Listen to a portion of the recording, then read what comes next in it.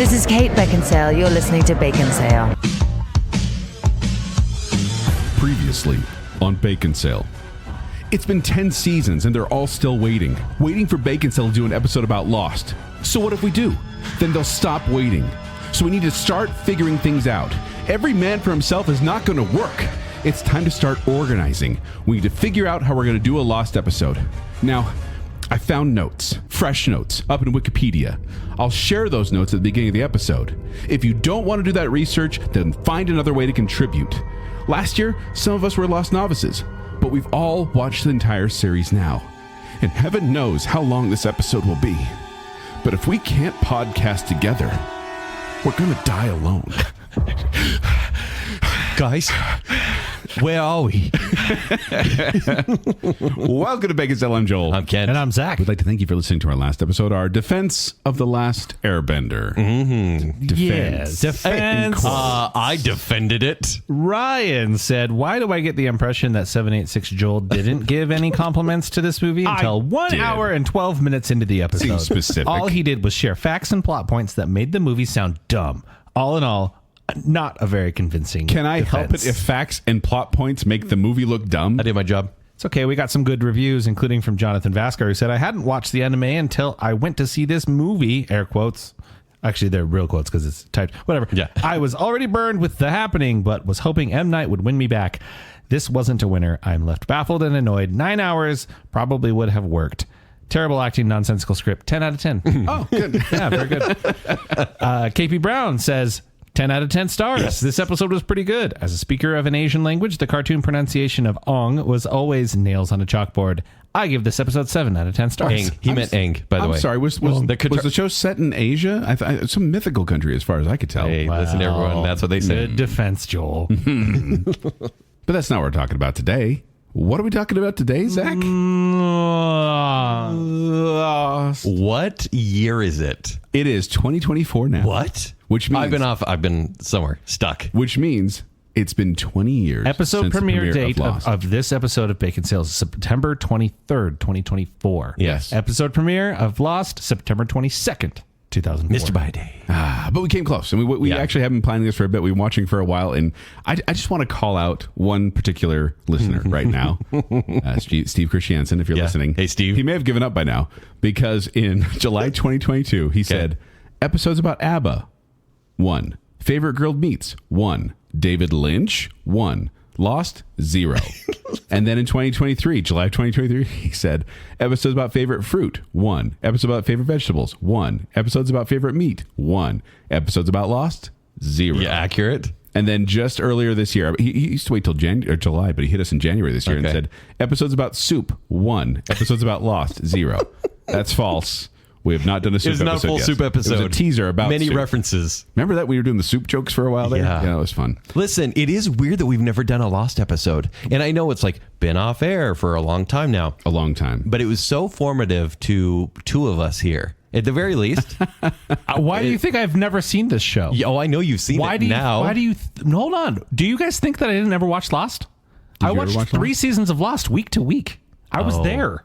Zach? I was on the forums and the water coolers. Like in original run, Season 4, 5, and 6, I sat through the writer strike. And I'm guessing that, Zach, you gave up when everyone else did. I didn't. I never gave up. When did I watched people the give premiere up? the day of. Yeah, but after 3 seasons, No you're way. like... I watched 3. I binged 3 seasons on DVD, and then I was there for the finale. It was formative. You guys have totally undersold me. Yeah, apparently. No, I've known about Lost the whole time. So you were in your bassinet, and Yes, your mom was 100%. turning on the TV. Yeah. I was sitting there crying, going, I don't know what a constant is.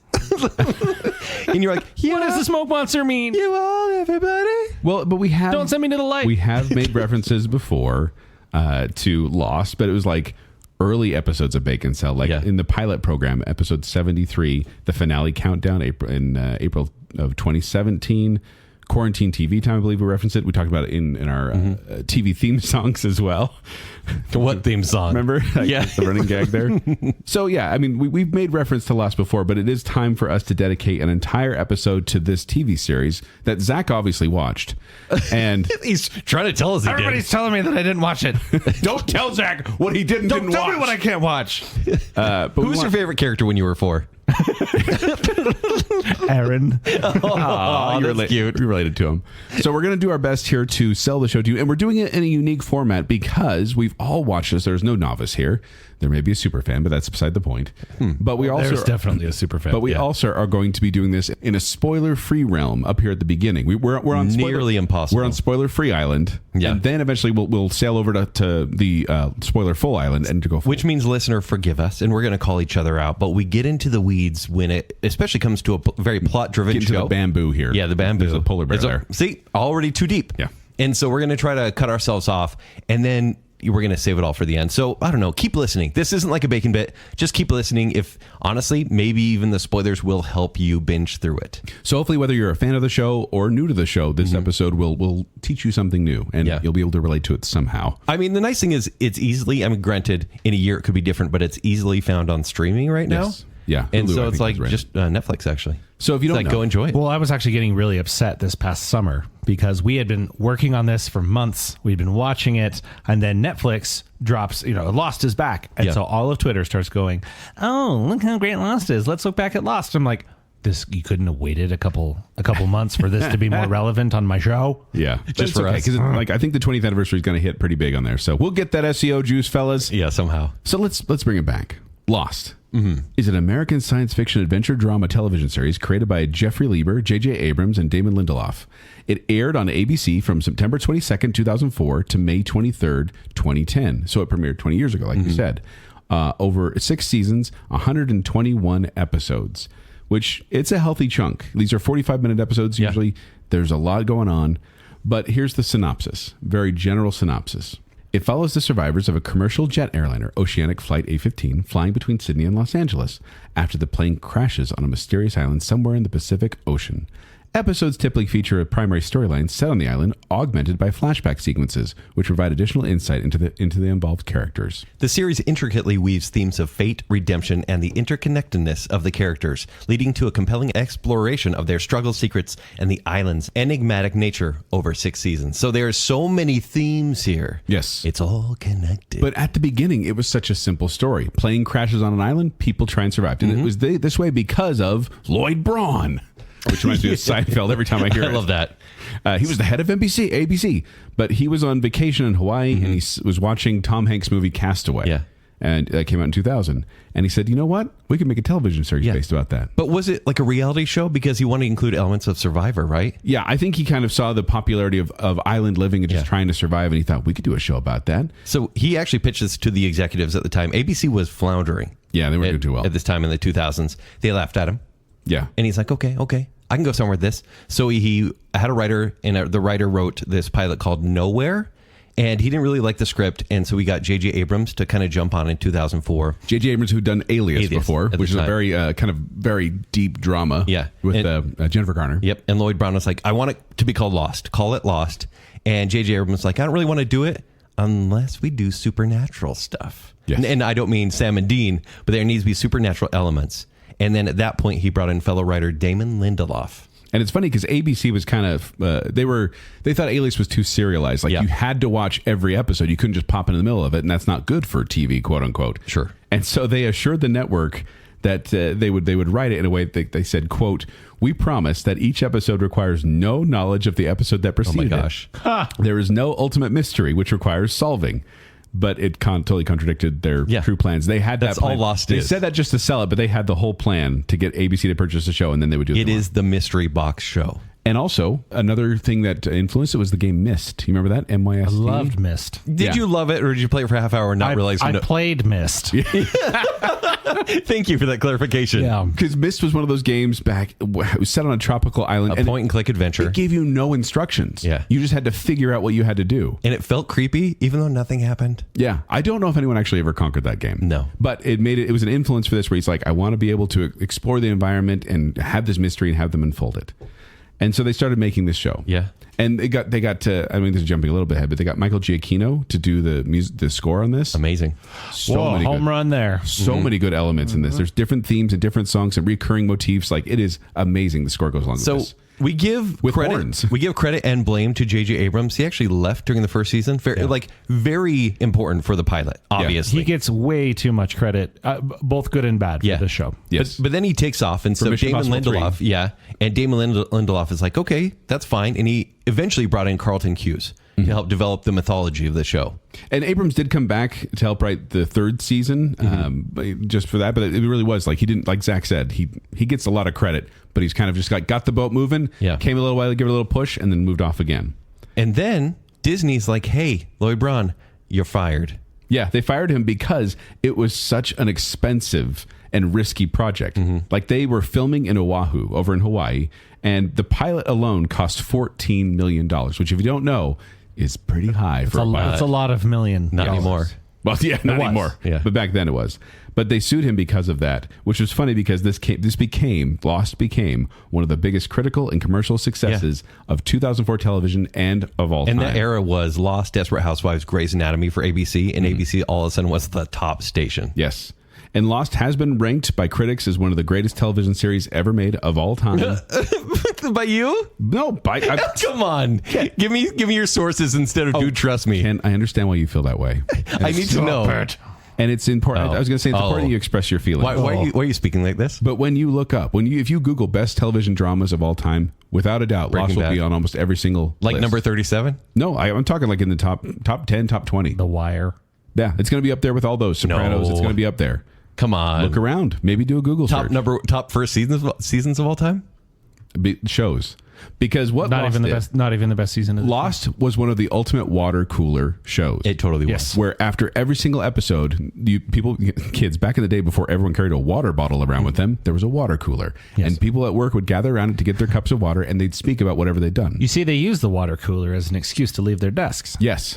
Yes. Now we just sit at our desk with our phone. Well, this brings us to this. Before we get into like characters and all that kind of stuff, Zach, you talked about being a toddler and watching this show. Yes, I was a wee babe. Yeah. How old were you actually? I was 14 when it premiered. Okay. I didn't watch any of it. So I started watching when I moved to college. And my roommate was a huge Lost fan. And I'm like, oh, yeah, I think I know a little bit about the show. He's like, I have the first 3 seasons on DVD. Wow. He gave them to me. I binged them. The big old DVD boxes, DVD on DVD. And I don't think I had started season 4. But and maybe, I don't know if I had caught up because of the strike or whatever. But he had acquired season 4 before it came out on DVD. So I watched it with him. He was like on his Xbox. And so I was caught up by the time season 4 ended and everything like that. So I watched it through my first couple years of college. And so you binge watched the first 3 at least. Yes. And loved it. Yeah. No, I thought it was good. I thought it was intriguing. I thought it was interesting, and it was just again something to keep watching. At the time, it was probably the first series that I watched on my own. Like it was, I was no parental influence. No parental influence, doing your own thing. Just watching it on the influence of my roommate, and just blew through it. Amazing. Several, back in the DVD set, right? Yeah. We keep switching the DVD because one only has like 3 episodes. Yeah. So my story is very similar to, I think, most people out there. Joel, I think yours is semi-similar, but season 1 had aired, and I hadn't watched one episode. Though I heard a lot about it through the geek forums and Ain't It Cool News and that sort of thing. Remember Ain't It Cool News? And then I started using Blockbuster by mail, where you could get Blockbuster movies by mail or take them by mail. Take them back to the store. Not a sponsor. Yeah. Hey, Blockbuster, call us. But you could take the DVDs that you got through the mail back to the store and get 3 new ones, and it was actually great. So I was dating my ex at this point, and I was like, hey, Lost is apparently good. So we rented like 2 discs at a time. And we started that first disc, which had 4 episodes on it, and holy cow. And then we finished the second disc. I'm like, oh no. How do we watch the other ones? Because that first season is so dynamic. And then season 2 started. So then I watched it week to week to week. And by that, I mean 2 weeks on, and then it was off for about 4 weeks. And then another 2 weeks on, and then it was off for 3 weeks. It was just broadcast television at that point, right? And those were 22 to 24 episode seasons. And I watched throughout until it finished. And I would say that most people quit mid-season 2. I think people, and I don't want to say like plot points or anything, but I think people were like so enthralled by it. And so when it took its time with the mythology a little bit, and it had some frustrating elements, people were like, I can't do this anymore. Like, I'll watch it when it's on DVD again. You think the people left all that? Even though ratings still prove that through season 3 were good, they drop after season 3 quite a bit. But I think most people I talked to stopped watching religiously week to week around season 2, season 3. That said, I didn't want to give up because it was a labor of love for me at that point. And yes, I was very frustrated by it. But between that and 24, that was some good eating. Good serialized eating. I appreciate you sharing your feelings, Ken. Yeah. It wasn't negative. I know. No, with mine, I think I mentioned this on the Baconsale before, but I'll tell it on this episode specifically, that my dad was a lost dealer.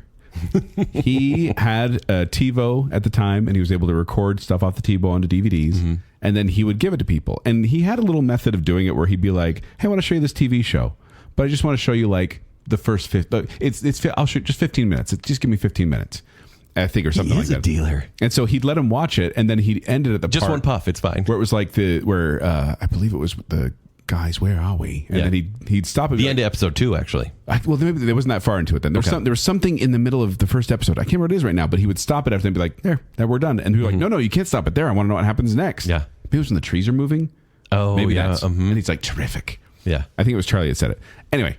But then he'd stop and be like, there, see, that's all. I just want to show you that. And they're like, no, tell me more. And so he'd be like, okay, let's just finish the episode, because then it was their decision, not his decision. I didn't watch it. I was off at college at the time and didn't really know much about it. I heard about it, kind of at the grapevine. I'm like, yeah, another show. I've got plenty. I'm doing all this other stuff. And then my dad said, hey, we're doing a cross-country road trip. Well, we were planning on it. He says, hey, we're going on this road trip. I need you to watch this show. And I'm like, why? And he's like, because me and your brother are going to be talking about it the whole time. I need you to be up on it. I'm like, fine. Let me borrow the DVDs. And I think I drove to Provo, like after burning through. I was in Provo. I think I drove all the way back to my parents' house after that and be like, I need the other DVDs. I need more. Literally, we'd be sitting there on Lost Night. We'd be watching Lost Night with we started having Lost Night with a family, friends would come over. We'd all watch it together. But literally, we'd be watching it, or I'd be over at my parents' house and I hear ding dong, and somebody they're like, hey, you got other DVDs? You got the next couple episodes? Just itching your arm. It was the weirdest thing. I was hooked almost immediately. Lost, though. Not even once. Like this really was one of those shows where it pulls you in very quickly. Yeah. And then you're like, I got to know more. And it's funny because, like I said, at the beginning, you think it's just, these people are just trying to survive on a desert island. It's a lot like Game of Thrones in that way. Yeah. Where it starts off with this very basic mythology. There's no ensemble mythology. Characters. Yeah, it's like, hey, here we have these people in this kind of realistic situation. And if you look from where you ended up at the finale versus where you started at the beginning, you're like, wow, I probably wouldn't have accepted. I don't think a lot of people would have accepted the show at the beginning if you knew all that supernatural and science fiction stuff was going to happen. No. But they pull you in to the point where you start believing it and accepting it. And by the end, you're like, wow, this is crazy. That all this seems normal to me. I actually think that's one of the show's biggest faults.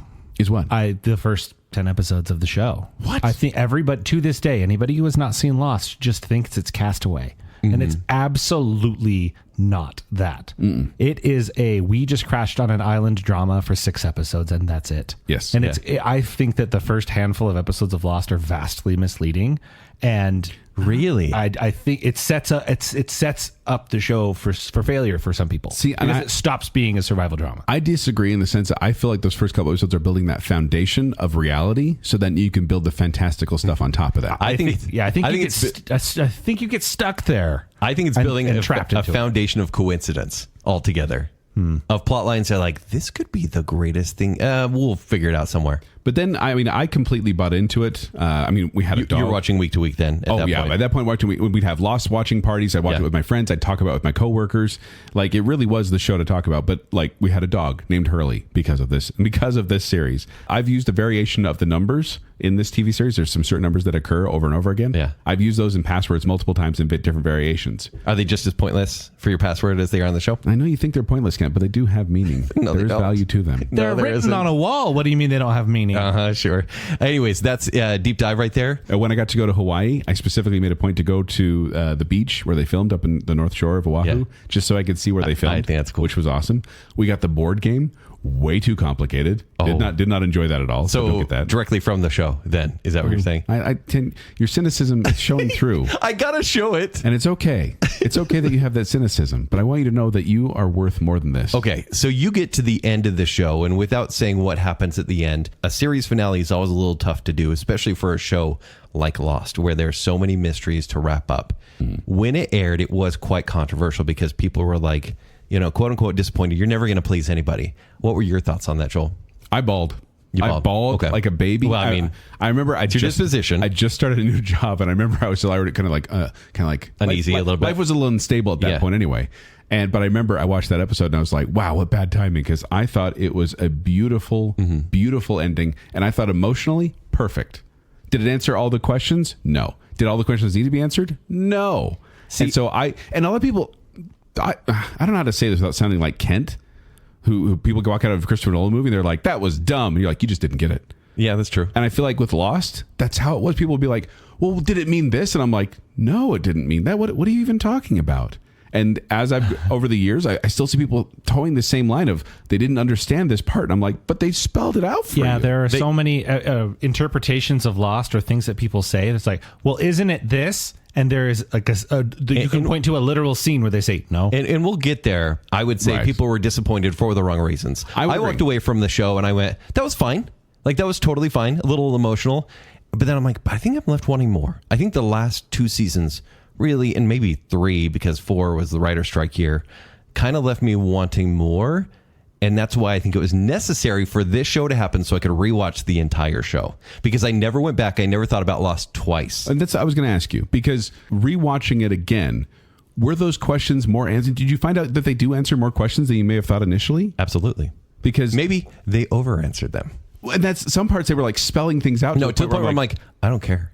Like, we're good, right? Leave it be. Yeah. That got a little weird when you try to over-explain there. Yeah. Do you think that has something to do with your modern stamina for watching shows where you're like 8 to 12 episodes? That's all you need to explain. My attention was in the show more before because I didn't really have a cell phone that I was playing games on or social media, right? Well, you didn't. That said, knowing the major plot points helped me discover the references within the episodes more. Yeah. Or the character traits a little bit more. That's true. It's stuff that's referenced later on. You're like, oh. I think first time when I saw it, Zach, this was a B- show. But there's some disappointment there. That is kind of a positive grade, but there is disappointment. Whereas I went into this one going, yeah, I didn't love it. Maybe it can impress me. And so with lower expectations, I was able to find more from it.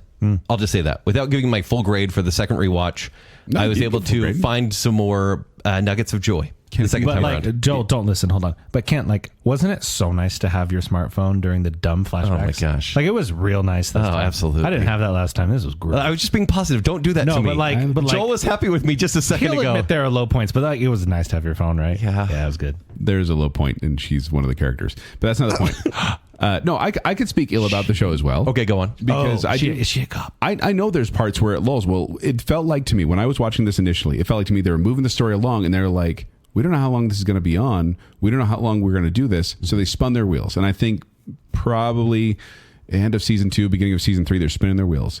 But then when they finally get the car in gear in season 4, I thought the last few seasons just kind of sailed along again.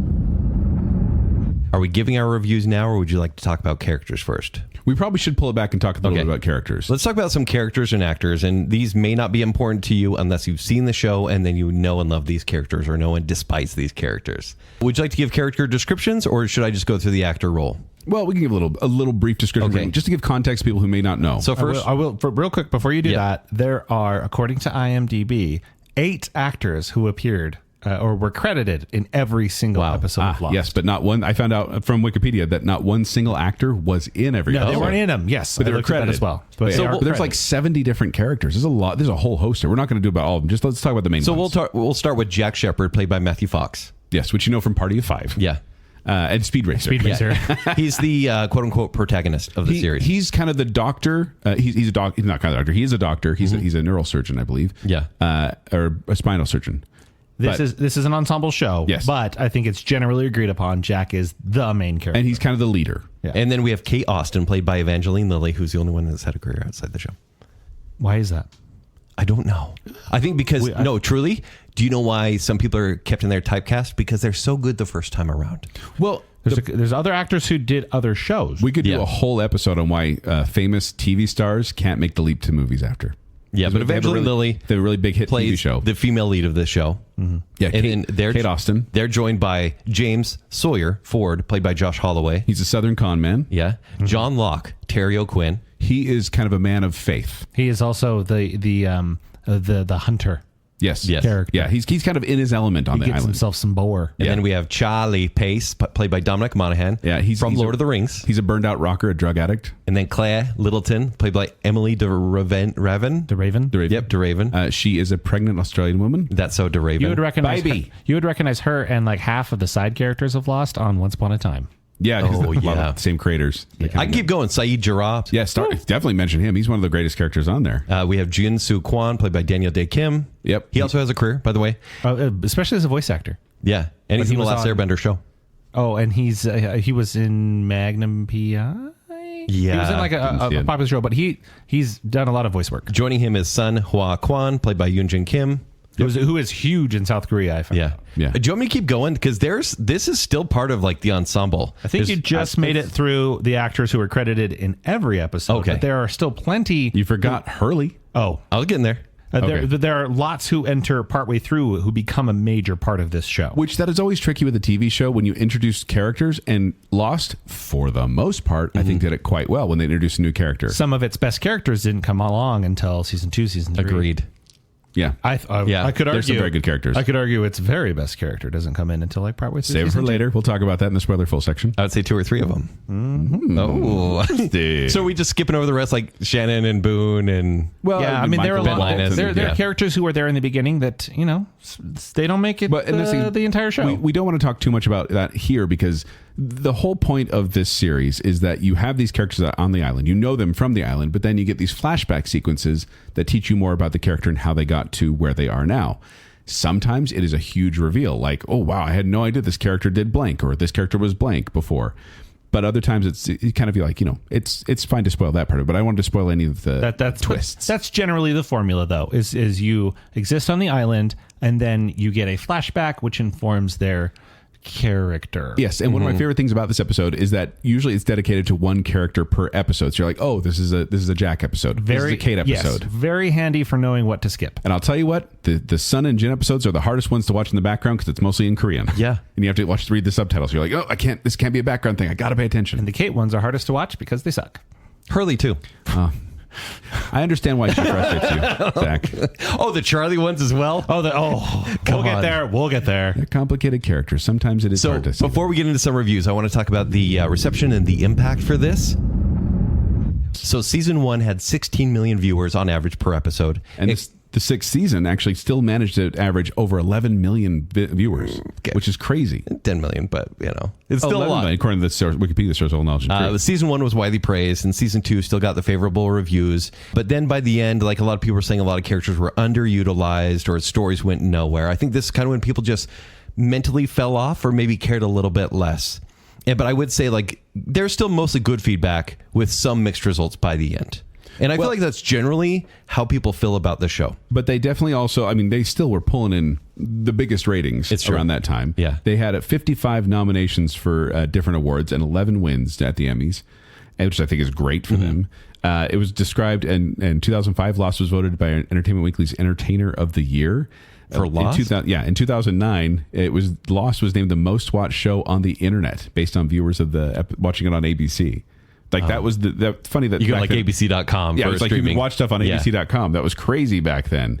But this it has influence as well because Oh my goodness! If you've seen a show since then, yeah. Hold on, flash forward.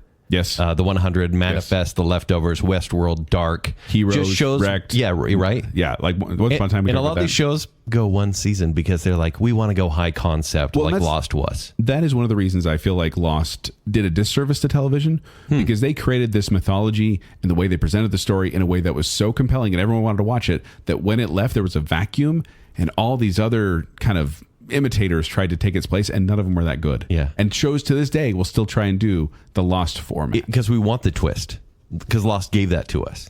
And shows haven't really been able to do that super well. No. With some gems. Is the twist what makes it cool?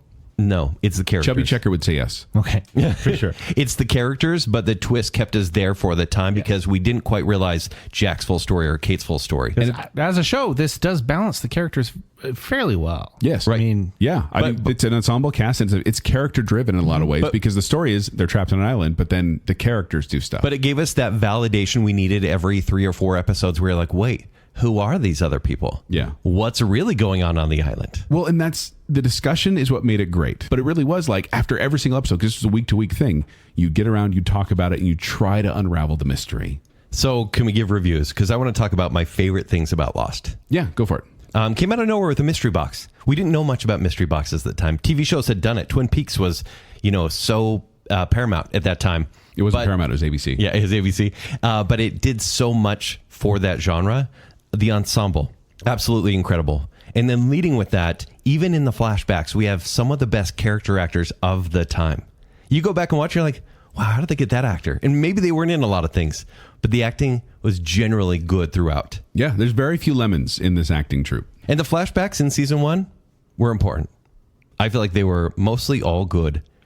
everybody's first flashback is important. Yes. Everything after that may be a little superfluous, but hey, you gotta fill those 23 Whereas episodes. I feel it's 80-20. I think most of the flashbacks are important and valid, and there's 20% where like we just got to fill the time.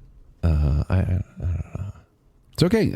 I disagree. We can all have different opinions, and that's fine. The settings, the locale of this show, Beautiful. can't be beat. And Although that was one of the reasons it was so expensive too, because they had everyone in Hawaii. I did continually laugh when they're like, "Hey, by the way, this is Pennsylvania. Looks like Hawaii." But yeah, this is California. It looks like Hawaii, and Australia looks a lot like Hawaii. Well, the problem with Lost is the best part of it, and you did bring it up. Like, the problem is you can't. I feel like this is one of our last like collective experience shows. It is the water cooler, the forums. I didn't, I was in college, right? But I didn't get the water cooler, but it's the forums. It's going on and experiencing this show. Specifically, funny enough, like this sounds like an insult, but it's not. The best part of Lost was between seasons when all you were doing was speculating. Oh, yeah. When you're wondering. And I'll get into this more, but like the season finales of this show always left you like immediately wanting more. There's always some of the best cliffhangers in television. And so it was fun. This show when the show was not running. Yeah, this show knows how to do cliffhangers. Many times they get done and you'd be like, I need to know what's next, and there was an episode and you'd freak out. And I think that's one of the things I love about it. I love the way they're able to do that, where they'll tell the story. It's like a Dan Brown novel. Okay. Where like every chapter has that kind of hook at the end where like, what's in the door? What's in the box? And yes, and I love the music as well. I absolutely love it. Every time I hear that theme of life and death, it gets me every single time. I stare wistfully off into the sunset. As far as experience or how I feel about the show, I found something that summed it up well. I'll just read it as is. When I began the roller coaster of watching Lost, I thought I was going to be watching a show about a group of people trying to survive on a desert island. I also thought that if and when they got rescued, then that would be the happy conclusion to the series. Boy, was I wrong. Yeah. And that comes from the former 786.blogspot.com. Oh, you found my blog post. I found. When you started reading that, I'm like, that's my quote. Yes, I found your around 23 to 42 questions that Lost may never answer. That you back wrote in 2010. prior to the finale. Yes, I was like, okay, we're going to cover all these. In fact, I did a number of Blogspot posts about that, about Lost. Wow, thanks, Zach. That's funny. I think it sums it up well. And kind of the point I was trying to make earlier, that if you think that Lost is a show about people surviving on a desert island, or a deserted island, or a tropical island, or whatever, it's absolutely not that show, and that's okay. Yeah. Watching Lost is a unique and memorable experience. Even if you're not a fan of like the show, you still probably remember watching it and remember discussion, remember the mysteries you wanted solved. And I think a lot of people got frustrated at the shows because it didn't solve the mystery fast enough or didn't solve it the way they wanted it to. But truthfully, if you see how any magic trick is made, you're going to be disappointed. Okay. And so I feel like every time people got an answer, they're like, well, that's not what I wanted. And not if they were disappointed. I personally was fine with most of it. Would you feel like the show would be better if it were 12 episode seasons and each episode was actually important? Yes. I feel like the first half, other than the premiere of every season, the first half of every season is filler. And then we get to the great complex finale of each season. I feel like if you start messing with the stew, you're going to create a whole different batch. But there were so many character side stories we didn't need to know, or people that come to the island. There were additions to stories that were not needed. There was a lot of skippable stuff. Or there were episodes where I wanted so desperately to skip the whole episode, but you know for a fact if you do, there's going to be 35 seconds of vital information you're going to miss, and you're going to be super confused. Thankfully, I think one of the best things about Lost is the previously on thank Lost. you, Joel. Yeah. They do a very good job of not only summing up stuff that's happened, but my wife did this one time, and I'm like, oh no, you broke number one rule of watching Lost. You never skip the intro because either, you know, it's not just here's what happened on the last episode. It's, hey, here's something that happened 3 seasons ago that you'll need to know for this episode. And it tells you up front, oh, this is a Saeed episode. Yeah. This is a Sun episode, whatever, because of the previously on Lost. And I do feel like this series is best to watch with others. See what I did there? They're going to disappoint you like the reveal of the others. The discussion is part of it. Like I actually, after finishing our watch for this episode, I went, I want to show this to my kids, my older kids. Yeah. And have that discussion with them so they could be like, wait, what happened? And I'm going to make them wait after 2 or 3 episodes and wait. You going to skip the bear cage part? Yep. Okay. Well, and I'm not going to say that every single episode is flawless. I'm not going to say every single season is flawless, because there are times when I get so frustrated with the show, especially when it's that they ask a question and they don't give them a direct answer. And that drives me nuts. And so, or how about when they reveal a character or reveal something to happen and then they don't come back to that for 3 episodes? Yeah. Sometimes that happens too. I think that's where people lost it with broadcast TV, because they had to wait maybe a month and a half to get an answer because it was so sparse. Yeah. And people are like, I give up. When you get the biggest, so one of the biggest reveals on the entire show, and then the very next episode is completely unrelated, it's very frustrating. I don't think the show would do as well now, because I feel like our short-term attention span wouldn't tolerate the mysteries anymore. I think it's a binge specific now show. And it's best that way. See, and the funny thing is, you guys both binge watch the show. How long did it take you to watch the show? 4 months. Okay. Maybe 3. I took almost the entire summer off halfway through season 2 because I was having so little fun.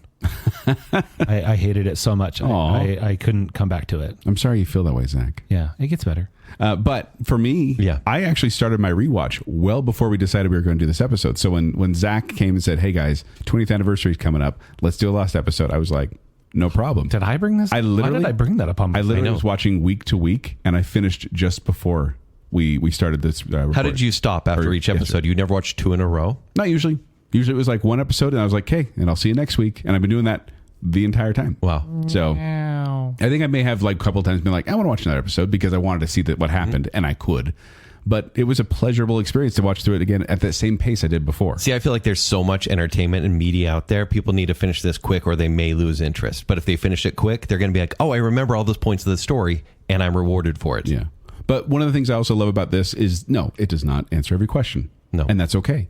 Because what it did was then created this continuing mystery that to this day, there are still people posting theories, posting videos, posting dialogue, commenting with each other because they're all trying to unravel the spots. No, there's still forums out there. Yeah, I would say it's mostly Reddit. Yeah. But I would say most of the questions have been yada yada away here, 20 years later. I mean, not 20 years since the show. And that's one thing I like is that the creators haven't given those definitive answers because they continue to let the fans kind of create theories.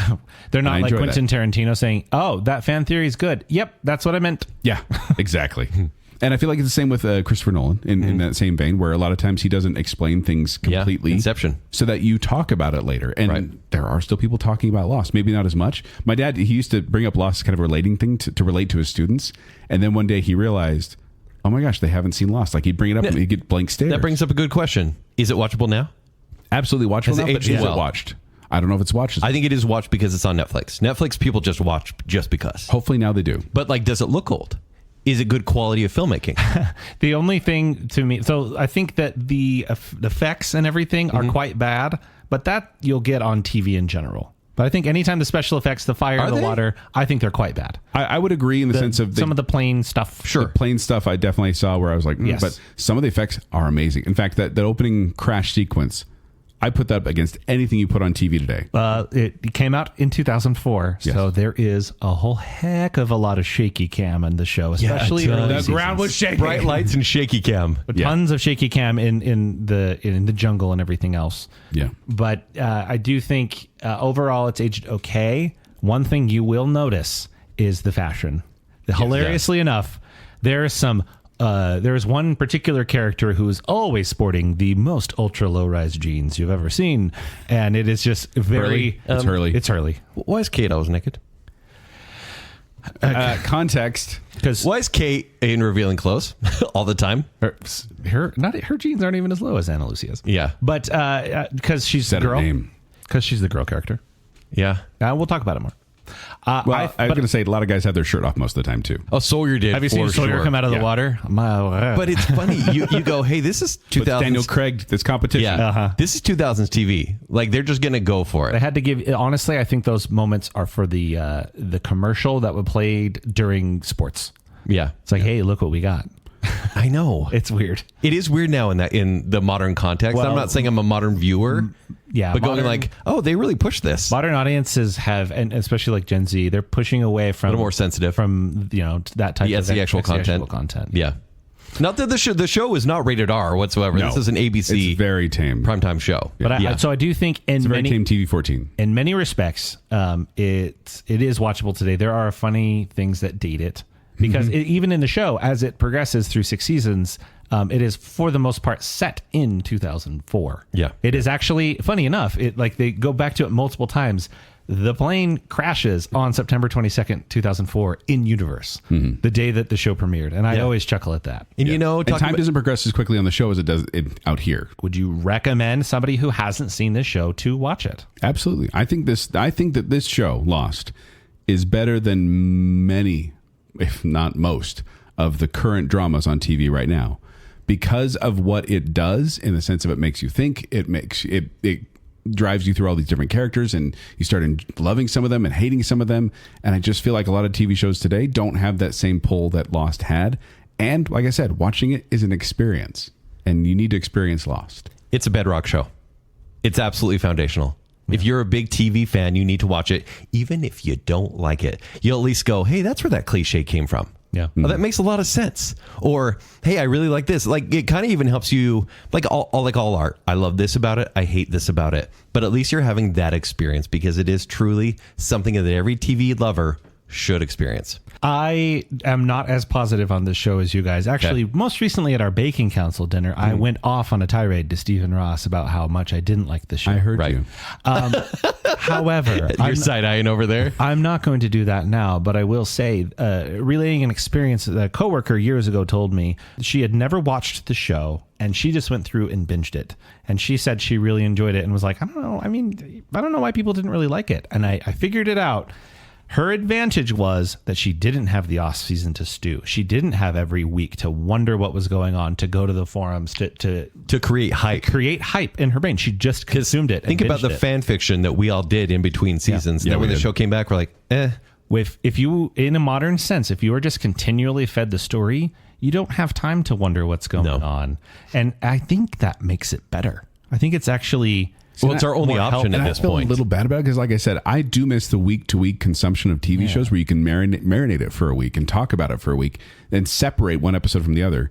And binge watching it, I mean, it's an experience I haven't tried yet. Maybe I will. But it seems like everything kind of blurred together and you wouldn't get the distinct seasons or the distinct storylines. How spoiled we are to finish on such a cliffhanger and then just be able to go, next episode, Yeah. and immediately well, you find don't out. even have to push anything. It goes Yeah, right it to just it. goes into it automatically. Speaking of cliffhangers, is there anything else you guys would like to say before we cross over to the spoiler I side think of the we've island? given appropriate amount of thoughts. I will say, just it is. I've mentioned it, but it's vitally important to understand. This is not Gilligan's Island. This is not Castaway. This is a show about the mysticism of a place and its place. The magic of an island. The island itself is a character in this show. This is not what you think it is. This is not a Survivor show. Yeah. If you go into it knowing there's going to be magic and weirdness, you're going to have a much better time. It's essentially in Dante's Inferno, Dante's comedy, the Divine Comedy. This is Dante's Island. Okay. This is much deeper and more bizarre than your typical Castaway story. And I'll say just in closing here that I don't think there was a show like Lost before it came along, and I don't think there has been a show like it since. It's unique in that regard. And with that, if you have not seen Lost, you should probably stop listening. Because we want you to have the same experience we'd have being surprised. There's stuff that we've avoided because there's really cool reveals throughout the show. Mm-hmm. So we're going to go into a spoiler section, but it is also more of a deep dive. If you are at all interested in Lost, please do not listen to the rest of this until you have finished the show. Because I know that people will anyway. there are some magical reveals that we are going to ruin. Yeah. That they will set up much better in the show. Yeah, because I was going to say, we're just going to say it, whereas they take a while to set it up. Yes. So, let's do it. Here we go to the other side of the spoiler island. Are we the tailies now?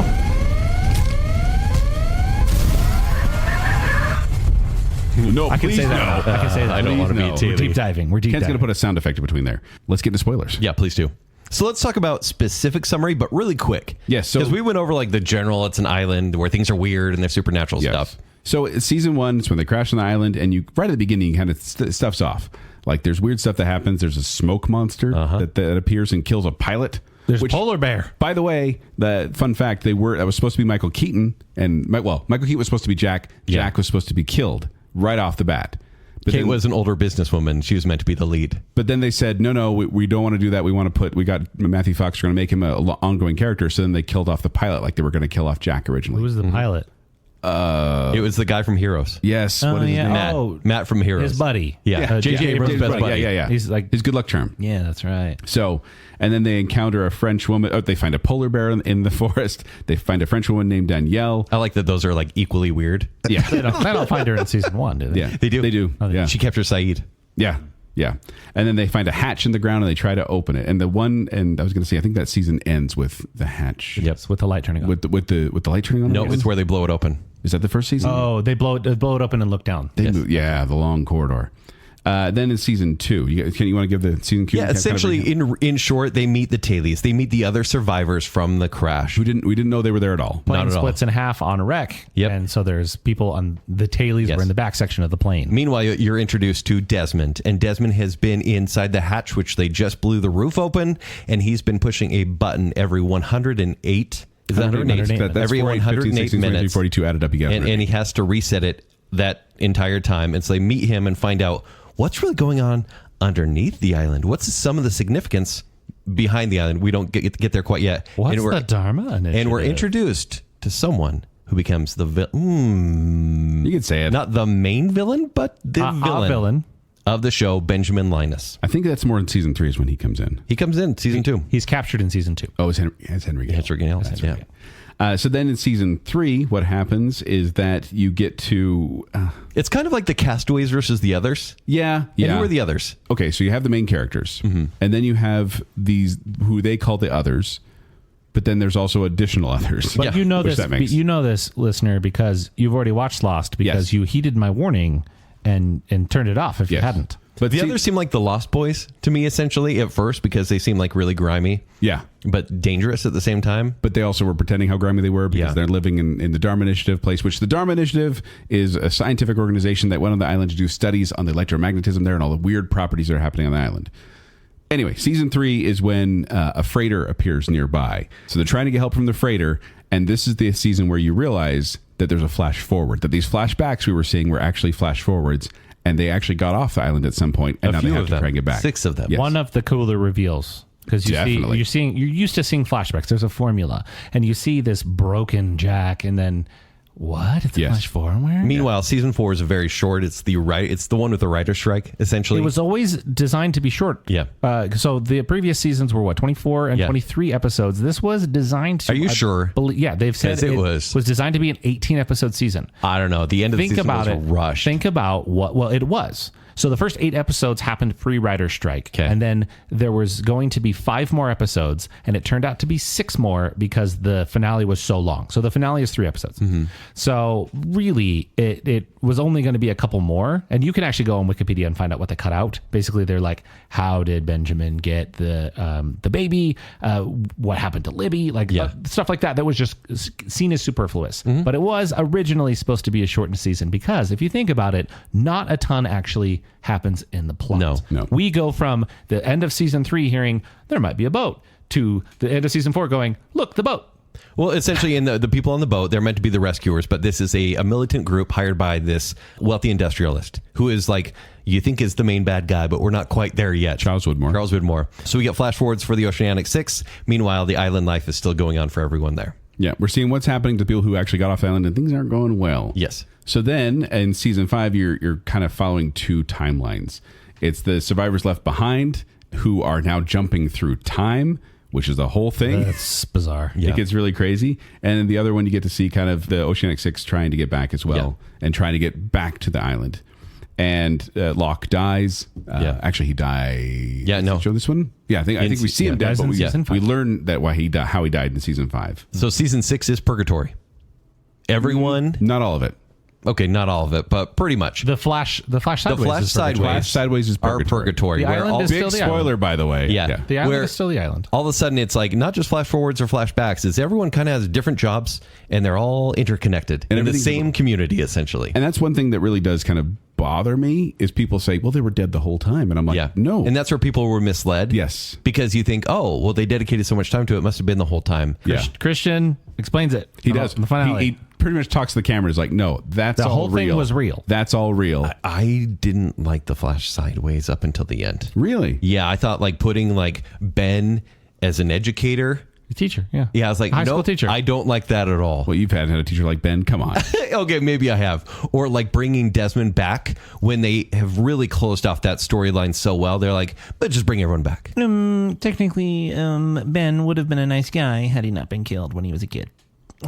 Wow. Okay, someone's defending one of the villains. Oh, yeah. But where we find out in the end of this show where they're like, oh my gosh, we have so much mythology to cover. Guess what, guys? There's a battle of good and evil, and it's happening on the island, and we got to keep it on the island. Yeah. Right? We have Jacob, who is basically the man in white, and we have the man in black. Who has no name. And these are brothers? Yeah. And they're... Why do you say it like that? They're literally born at the same time from the same person. But one's dead, so he's not actually the brother. They're both brothers. I know they're brothers, but he was killed by the good one. Oh. And he's possessed or becomes the smoke monster, who we've seen the entire show, where you think the smoke monster was a protector of the island and parts of the island, is really just the big bad all along. It's Agatha all along. No, he's been pulling this worst. The smoke it's monster. Not the worst. I actually don't like the smoke monster as the main bad guy. Who also becomes dead people. Yeah, he's able to take the form but of some others. people can see ghosts at the same time. They're Or is it the smoke trapped on the monster island as well. But that's some people can see ghosts, but anybody who's dead. So that's, or you can see a kid who's left the island. It's fine. Well, Walt has special properties. Yep, except he's not important whatsoever. He is, though. No. Yes. And He's not at all. He becomes the next protector of the island after. Hey, this is a show where you go. can straight up get shot, but you live because your dad took your kidney. No, also, Does that not happen? No, it's because the island has Argyle? healing properties. Yeah. Did you not hear that when they say the island makes things heal faster? To some people, it decides. No, it does. It does decide. That's why Ben's cancer didn't go away. It didn't work out for Boone when he got cast in Vampire Diaries, did it? Boone was not needed. Oh man. Okay. Cool. Okay. So wait. I just want to talk about this real quick. There was an odd connection, and I found this in Zack. Maybe you saw it on my blog post. But there's an odd connection between lost actors who got a traffic violation in real life, who got killed on the show. Because Libby, Cynthia Watros, she got a DUI. Ana Lucia, Michelle Rodriguez, got a DUI. Mr. Echo got a DUI. And Jin got a DUI. All died. What is it about Hawaii? They get bored with all the beauty. Right. And I know, it's so pretty here. I'm having a few drinks. I'm so bored. But Mr. Echo, the guy who plays Mr. Echo, who I'm not going to his name right, so I'm not going to try to pronounce it. Can you try, please? Adewale Akinwumi Agbaje. Oh, the guy from The Mummy Returns. But he was done. He said, you know what? I don't want to be here in Hawaii anymore. He was sick of Hawaii, went back to London. Yeah. So I was like, whatever. And then Charlie, he wanted to get off the show because he broke up with Evangeline Lilly and said, I don't want to be part of the show anymore. The weirdest thing, you're like, how are you dating her? Yeah. But Jeez, it's just interesting to me that, like, anyway, weird connection between DUIs and people getting killed off. But there's a battle of good and evil. I don't know how deep you guys want to get into this, but really, for me, the important part is getting to the end where the characters reunite in this flash sideways, which is at that time purgatory, because they're waiting essentially. Am I reading this wrong? they're all going to go to heaven together. When they all die separately, Yes. this is where they eventually end up, and they reclaim their memories I don't know of if each other. I mean, I guess purgatory just seems like a harsh word to me. No, purgatory is actually not a bad thing. I'd call it limbo. Same. That's what It's literally that's same what thing. purgatory is. Purgatory just has this negative connotation. No, to it. purgatory is not negative. It's waiting. It has a negative connotation, not a denotation. Oh my goodness. They are waiting to pass on together because, and Christian says this to Jack, And to the audience. the island represented the most important thing they did in their lives. Yeah. Which is why Anna, Lucia, and Michael aren't there. The island is the friends we also, made the along actors the wouldn't come way. back. And Lucia did come back for a little bit, but not long. She's in the flashback, Thank but she's goodness. not. She's not there. No. So, but then they all make it to heaven when they all eventually die. They're all just kind of waiting because they're groupies. Yeah, and so people are like, They're didn't bros. they never got off the island, and I'm like, no, they did. These characters, Some did. I was explaining this just to someone the other day. I'm like, no, these characters, these died. These ones got off the island, and we don't know what happened exactly, but years down the road, they died. Frank very conveniently landed a plane that they all left on. He somehow took off with, okay. Lapidus is awesome. Lapidus rocks. Son and, yeah. How it should have ended? Yeah. And Son and Jim just have a daughter somewhere that they don't get to They see. talk sacrifice about it. themselves, not realizing they have a We'll daughter. get to it. We'll get to it. That how it should have ended. Yeah, For it's pretty this great. Is If you look legendary. at the YouTube, That was how- back in the day when those were classic. How Lost should have ended. This one's so good. It's really good. Hey, don't forget, you guys have a daughter. Yeah, so I mean, and there are a lot of things we can get in the weeds there, but I think it's probably a good explanation of everything that went on there, so we can get on to the other things. But they did, like Damon Lindelof and Carlton Cruz had to keep smashing down things like, no, they're not dead the whole time. No, it's not aliens. No, they're not being experimented on in a reality show. And yet people still have those theories, and they're like, no, we've already said It's no. all Okay. it's all in Hurley's mind in the Yeah. institution. Yeah. But are you okay with, and Joel, I'm asking the wrong person because you're a little biased, but like the origin of the island and why the island is so important, didn't that seem like overly explained, like overly important? I think they had to keep overly Like explaining we have to because people got move the island and it goes through time and it moves, it shifts, and there's a wheel that turns the island. The island is essentially the source of good and evil. Like I mean, he explains it in a very simple way to Richard, where he's like, Yeah. it's a cork, essentially, keeping the Okay. evil out of the world. But why? Richard Alpert, the ageless and eyelinered one. He's awesome. But the love cork, the cork Kent, there is cork's some great. was the worst. No, The cork's great. I The cork's understand- great. The corks it's like the box in Superman 2 that robs him of his powers. Dumb. It's great. So it's dumb.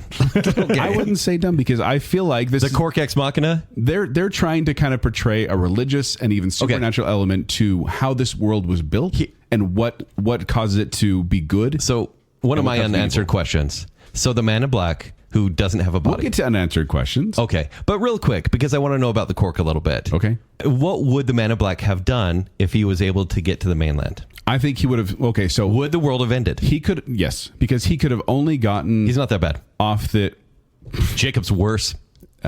Jacob is worse. I understand why you feel that way, Ken. he is the And puppeteer. I'm sorry you feel that way. but Jacob you was also understand. responsible for most everyone dying on the island. Well, Jacob, Man in Black had nothing to do with it. Jacob brought. Well, no, Man in Black killed a No, lot of people too. he only killed the people that got in DUIs. Jacob brought And people Mr. to the Echo. island Jacob knew he was going to die. He brought these people to the island to be tested to see who would be the next successor of the protector of the island. Most dangerous If game. the Man in Black had gotten off the island, that means the cork was removed. That means the light that is in the heart of the island, that is then basically the light in all of us comes from the heart in the island. Once that goes away, our light fades. Man in Black goes around, and basically the world starts. So the light is Wars, throughout the chaos, world. apocalyptic event. Okay, but they didn't go into it as much. They just told us he can never leave. He can never leave. And I'm like, I get it. Do get into it. How?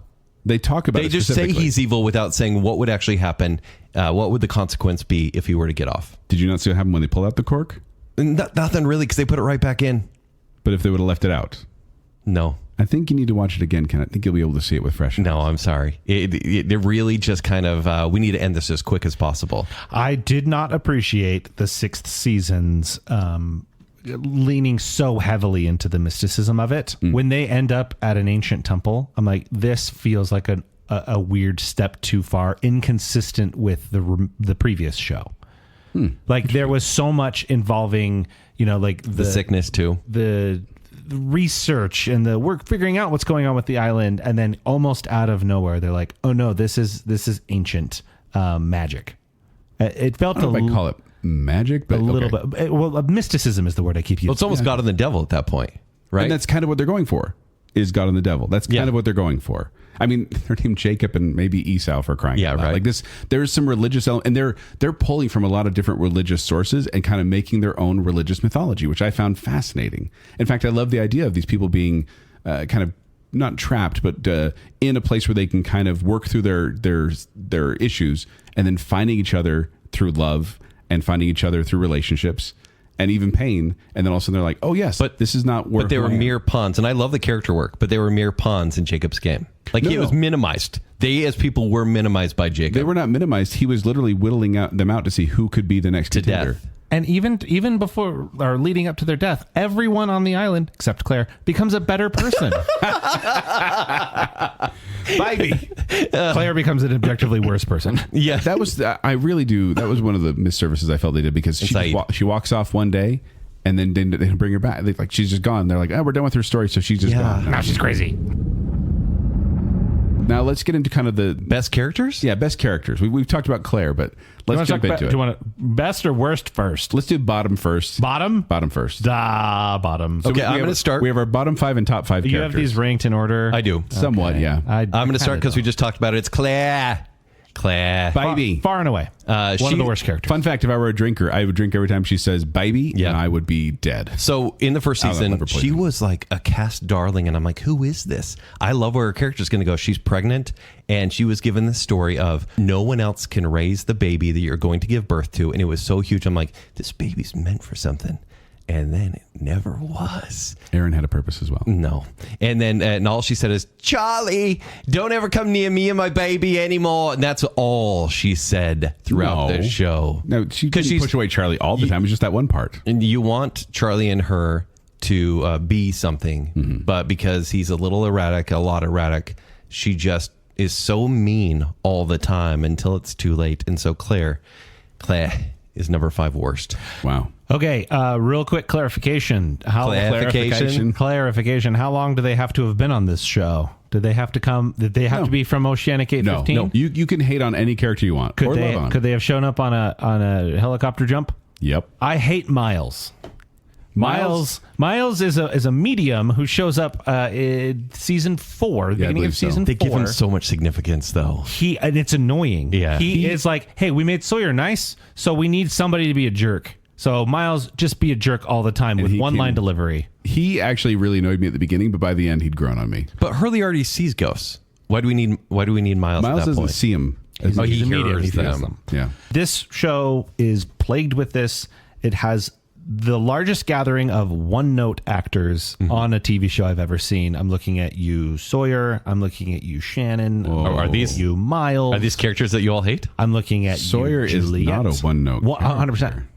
Delivery. I'm talking strictly actor line delivery. Okay. It's the same every He has an arc, but one note acting. One-note acting. I think he has Juliet, wonderful purse acting lips scenes. acting all the time. Miles is one of those. But in addition to his acting being that way, I do think his character line delivery is just very, I'm the sarcastic one, and I don't like Miles at all. My number 5 is Boone, actually. Because I feel like Boone, his story started out interesting enough where I was like, okay, this guy can go swear. And then he turned into a lackey. A simp. Yeah, and it really kind of bothered me. For Locke or Shannon. Like, I don't want to say this, but even when he's not a vampire, he kind of sucks. Yeah. But that's the weird thing is I feel bad because a lot of these characters I think have great moments, but I put Boone on there because I was like, I didn't like where he turned out. I'm going to follow you up on there. Shannon is my number 4. I agree with that. What does she do during the show? Screams a lot. So I understand that you need for the commercials an attractive blonde. You in the need, show. you need the I just crashed Sawyer on doesn't an count for island. that? I mean, later he does. Well, and if you think about the structure of crashing on an island, if it's that show, you need to have the princess, girl the who's spoiled just rich kid. going to sit there and tan, saying someone's going to rescue me. But That she works. was never more than a brat who tortured her brother or really just made everyone's life kind of worse. I feel like, okay, this is my number 4 as well. Great. I feel like Shannon, she played her role well at the beginning where it was like you hated her, but you were supposed to.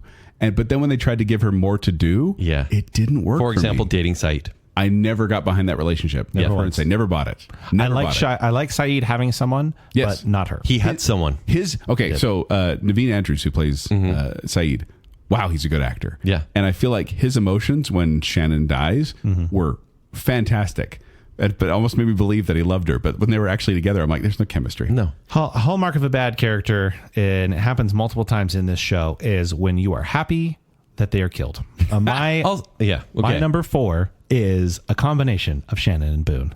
I just put them together. Wait, so This isn't fair. I don't like them. Oh, so you're okay. I don't like them at all. I don't like the pairing. They are even worse together than they are apart somehow. So the fact that they're kind of... And then the thing is, they kind of try to put them, they're not actually brother and sister. I know. They're stepbrother sister, but still they try to put them together, and it's weird. They did put them together. Yeah, that's weird. No, I think that the characters are both annoying. Separately, they become a little bit of something. There's a mild, like, maybe there'll be redemption, but I ultimately don't feel bad when they died. I feel bad for the people around them reacting to their death. Yeah.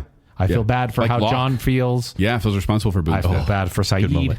Yeah. But yeah, my number 4 is the Shannon and Boone combo. I love that. Yeah. Okay. So, Joel, you gave your number 4 already with Shannon. Who's your number 3? My number 3 is Michael.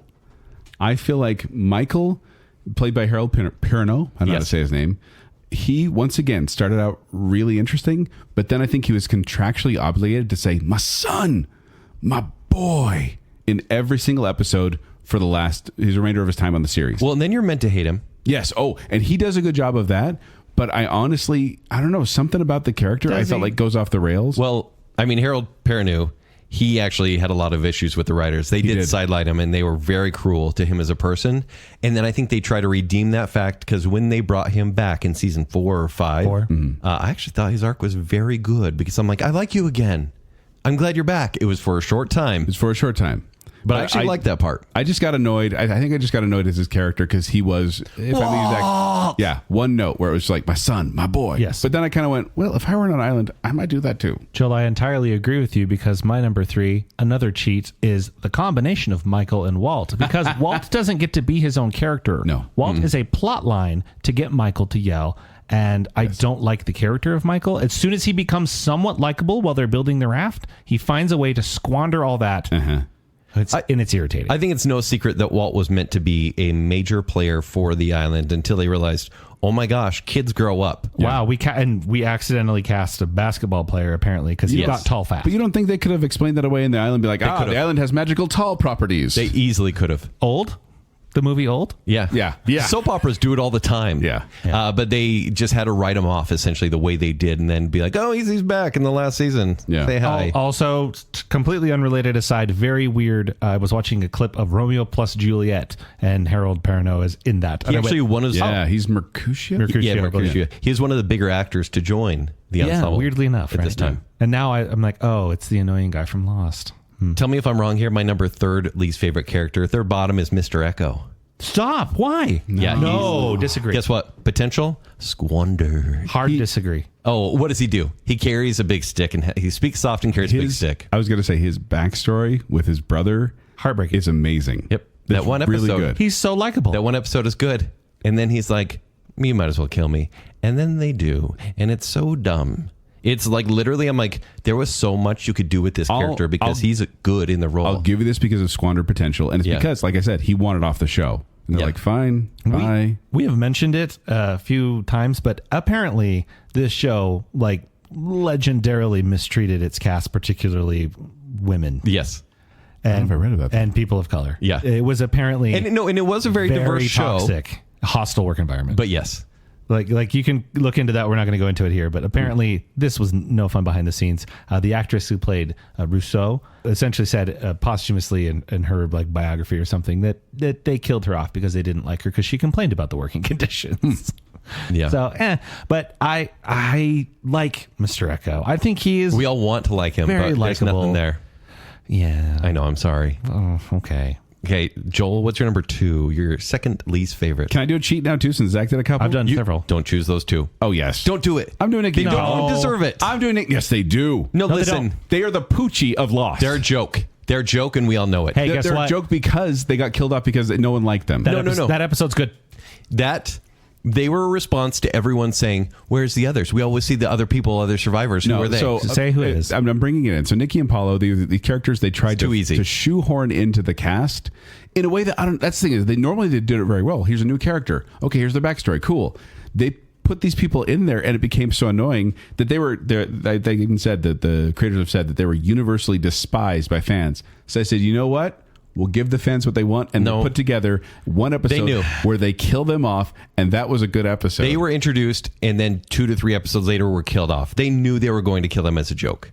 They said that there's no way that the way that production works. Yes. There's no way that they could. They were meant to be part of the show. You guys don't think they do pre-screenings? You don't think they do like writing? You don't think they have like these things to tell them beforehand that people aren't going to like? Not to your point, Joel. It is entirely possible that they saw some reaction and then filmed this and then changed the order. And also maybe changed the ending. Because it could have been they got saved at the end. Yeah, but they were purposely by the spider that paralyzed them. Always crummy. They were never good characters. They were always meant to be expendable.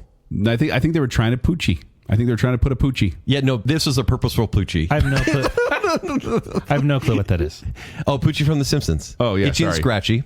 And then Homer voices Poochie, the dog. Oh, yes. Who gets taken to his home planet. They bring in the new cute people to kind of liven up the Cousin cast. Oliver? Yeah, Cousin Oliver kind of stuff. Well, that's reference from Brady Bunch, Zach, just to let you know in color. I didn't know that. Okay. But Nikki and Paulo are, it's funny, Expose is the episode, and it is universally considered one of the worst, but actually it's pretty fun as an episode. The problem with it is, think of it in the sequence. You are just shown Locke's dad.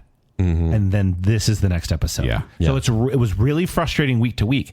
If you just watch that episode now, it's actually fun. It's entertaining. It's quirky, and it literally. If they're saying you don't like it, fine. We're gonna like legendarily kill them. Yeah, it's kind of brutal. Zach, thanks for the segue. Alive. My second bottom is Anthony Cooper. It's Locke's dad. I didn't consider him main enough. He was such a good actor because I hate his character. But isn't that reason to put him on the best character? No, I get it. I hated seeing him on screen because I've always just had this rage against him because every time he talks, he's so good at what he does. Wow. I am just seething. He is smarmy. He is so smarmy. He is good. He is the Joffrey of this show to me. Oh, okay. Where I'm like, you're so good at being bad. And I hated him. That's your number 2. Number 2. Oh. See, I know. I get it. I get not liking as a character. I think the actor's good. Character I hate. Okay, well, that's similar for mine. I think there is an absolute right answer at number 1. We'll get there. But number 2, I'm going to be very controversial with, but I stand by this. It's Kate. I knew you were going to put that on your roast. I hate Kate. You were venting about that at the Bacon Council Honorable dinner. mention to Charlie. I knew it. Charlie's my honorable mention. Honorable mention to Charlie. Oh, Charlie has some good moments though. Actually, but he has the worst moments in the show. He has some bad moments. Worst moments or worst arc? Worst arc, worst moments, but best ending. Well, worst arc. Are the lows of Charlie lower than the lows of Kate? Maybe not. So Kate is, I think, a worthless character. What does Kate do in the show? As her own person. No. Other than get in the way. She is an object. Kate kills the bad guy at the end. So... yeah, okay. Anybody could have done it. No, that's true. I feel like Kate is essential to this show. Kate is a plot point, not a person. But I'll tell you what drives me nuts is Kate always seems to be on the opposite side of whatever decision is the main decision. I'm going to go back this way. I'm going to do exactly what they told me not to do. And that drove me nuts. I understand why you'd put it I'm on going there. I want to hold the bomb. I want to have the gun. I want to, and she's always a plot point. If you were talking to Kate and you said, Kate, I want you to go with me, what would she say? Oh, well, no. I'm going to stay here and do it over here. Kate, I want you to stay here. Well, no, I'm going with you. Yeah. I'm going over there. She's a contrarian. She is a contrarian. She is a plot point. She's a carrot to dangle for Jack and Sawyer. Yeah. She is, they are force feeding a love triangle that has no chemistry. It's Polar Bear Biscuit, actually. I think they do. I actually do enjoy the chemistry between both her and Jack and her. And I was caught up in the love triangle. Her and Sawyer is much better than her and Jack. Poor Jack. Jack and Juliet better. Yeah. Honorable mentions. You've already mentioned a lot, but yeah, Charlie, Boone, Kate, Paolo, and Nikki, and Jacob. I think Jacob is, for the reveal that it was meant to be. I understand why you feel that way, Kent. Yeah, thank you, Jacob. You're probably going to kill me after this, saying I'm on a list of numbers somewhere because I am not worthy enough. I think Jacob, as far as like, he's meant to be like, and I'm okay with the gray type of character they presented. I just didn't like him at the end. I was like, oh, whatever happens, happens. He kind of deserves it. Yeah. I'm going to give honorable mention to the season 4 helicopter minus Frank. Oh, Frank's so I don't like I don't like Faraday. Again, like Faraday. His character is kind of interesting. Terrible delivery. Yeah, I liked him the first time I saw it because he was interesting. Hated it the second Every time. time he's delivering his It's really annoying. I like Frank. I didn't officially pick Claire, but It makes sense. Claire's there. I didn't care for Libby. Wow. Didn't care for Libby. I like Libby's effect on Hurley, but I don't like Libby. Okay. And our worst character in 3, 2, 1, Ana Lucia. I'm not even going to joke about it because it's Ana Lucia. My notes here just say no, just no. Her character came on so strong right at the Is it beginning. almost like she didn't want the audience to trust her or like her? I think so. Or is that just her acting? I don't know. But I really think, I mean, I've had my issues with Michelle Rodriguez in the past, but I think it's because of this role. This role kind of ruined her in everything else. It's funny. So she shot Shannon, and you're like, oh, no, Shannon. You're like, oh, that's okay. And then you're like, I already hate Ana Lucia. This is a lose-lose for everybody. Yeah. But then even when Ana Lucia gets shot, we all didn't feel anything, which is why they said, hey, let's kill Libby too. Yeah. Because that was their way of giving some sort of emotional response, because everyone kind of maybe cheered when Ana Lucia got shot. But she really was, I mean, we talk about Kate being a contrarian. Ana Lucia was the ultimate contrarian, where she just wanted to be in charge all the time and just stomped all over people. She's a horrible actress. You talk about bad line delivery. Also true. Every line delivery is so bad. Either overly dramatic for the situation. It is the one-note tone. Oh, it's bad. Because imagine if the Tayleys got their own show. Let's say they had their own spin-off show. And there were some Rose good... and Bernard. There were some good... Oh, man, I love Rose and Bernard. There were some good characters of the Tayleys, but why was she the Jack? Like, no one would watch that show if she were the sole lead. She was the most type A. She was the cop. Yeah. Nope. Yeah. Okay. Oh, her backstory's so bad. Oh, Okay, we've been negative for a long time. Let's go best characters. We spent way too long. I know. We gotta go faster through these. All right. I will start my 5th top. I'm going to go with Saeed Jarrah. Great character. I love Saeed, but I love Saeed as a character on the island. I think his backstory is very interesting. Yes. And there was always something about every plan that they had to put in place I felt better about when Saeed was involved. Yeah. He is the most capable of anybody on the island. Yeah. Yes. And specifically, if Him you and want, Locke. I would say Saeed is, because he has that physicality that he's more... Locke was more instinctual. Yeah. Saeed knew what he was doing. But for example, think about when they are, I think it is at the beginning of season 4 or the end of season 3, they have been captured on the beach. They're trying to blow up the others. And he straight up like flips around and snaps the guy's neck while he's tied up. Yeah. Like he is amazing. I wouldn't mess with Saeed. He's intense. Well, the only missteps with his character, I think, would be his relationship with Shannon, number one. Yeah. And then when they infected him His near the ending. end, His ending is hated rough. his ending was great. And I hate it his because I love ultimate ending I thought was good. That was Yes, very Saeed to do, but like the whole But infected the temple and thing, being numb thing. I hated it. I hate that because I loved him. Yeah. Yeah. Okay. That's my 5th. Joel? My number 5 is actually Benjamin Linus. And I'm going against what Ken said here because he is a character I love to hate, and it's because Michael Emerson does such a good job playing him. When he comes along as Henry Gale, I found this out. He didn't know if he was a good guy or a bad guy. And that's why... That's brilliant. And the writers didn't tell him. And then he actually joked around, I think, with one of the writers and just said, wouldn't it be funny if I ended up being like the leader of the He's others? like, give me a job. And then like the guy kind of blinked and said, Wouldn't it be awesome if you cast me for the rest of the show? Well, no, but then the guy blinked at him kind of like, I can't talk to you about that. And he's like, oh, crap, I might be.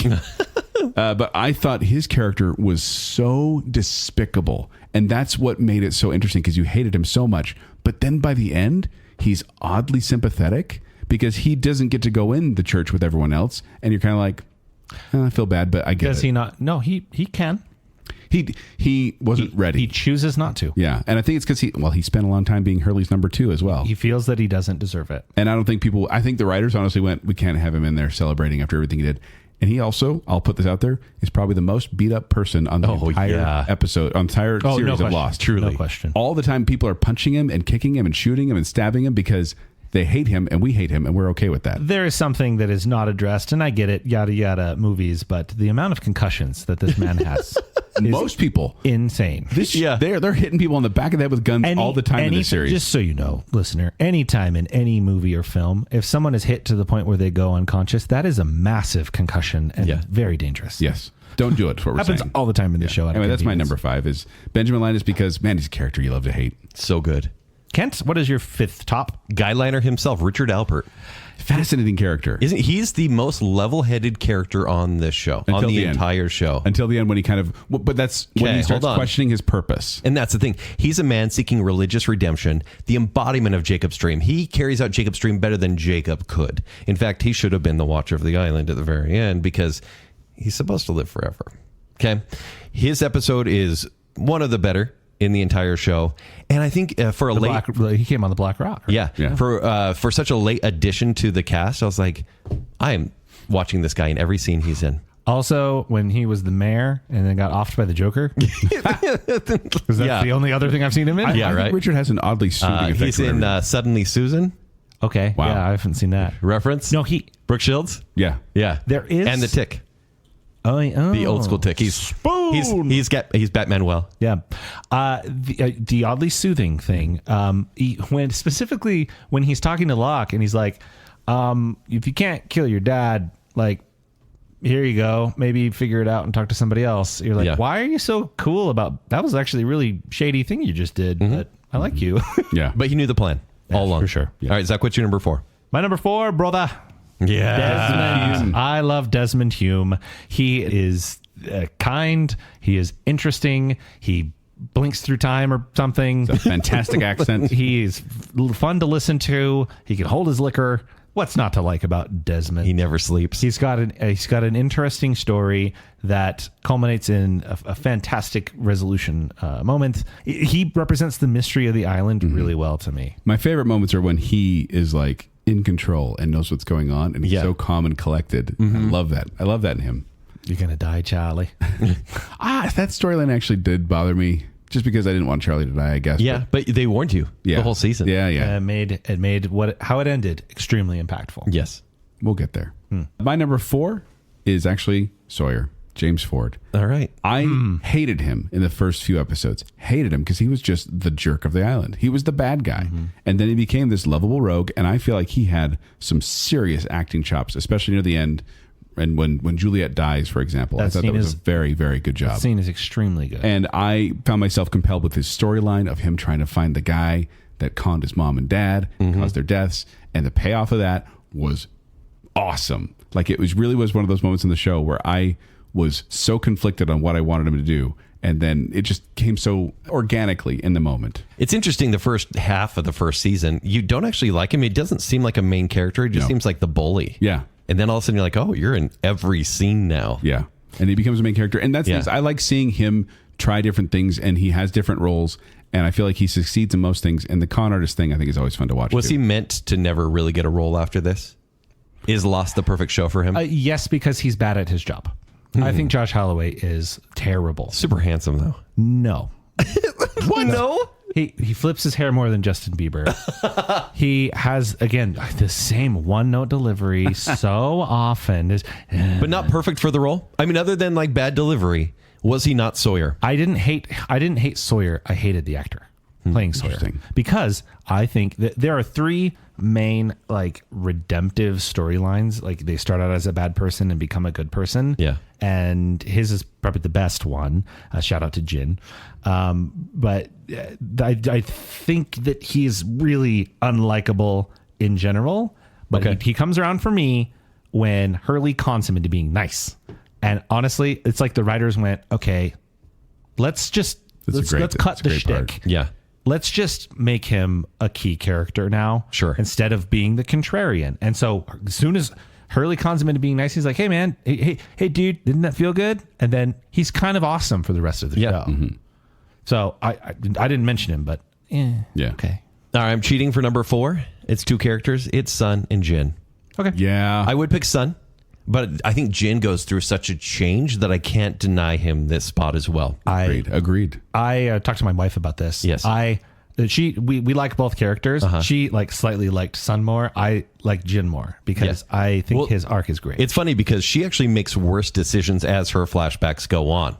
And then Jin makes better decisions as his flashbacks go on. But the way they kind of come together, it's such an amazing, beautiful story of marriage on the rocks, literally on the rocks on an island. There's so many just divisions between them, but the love is always there to the point where it's just the longing feels real. Yeah. Why is the Sawyer Jin combo so good? It's I so love good. that. I love He calls them him together. Chewy. I love them. And that's the thing, like Jin, he's a jealous husband the whole first season. Yeah. And it's actually annoying. But there's a reason for it. But too. then you see his backstory and what he overcame. Yeah.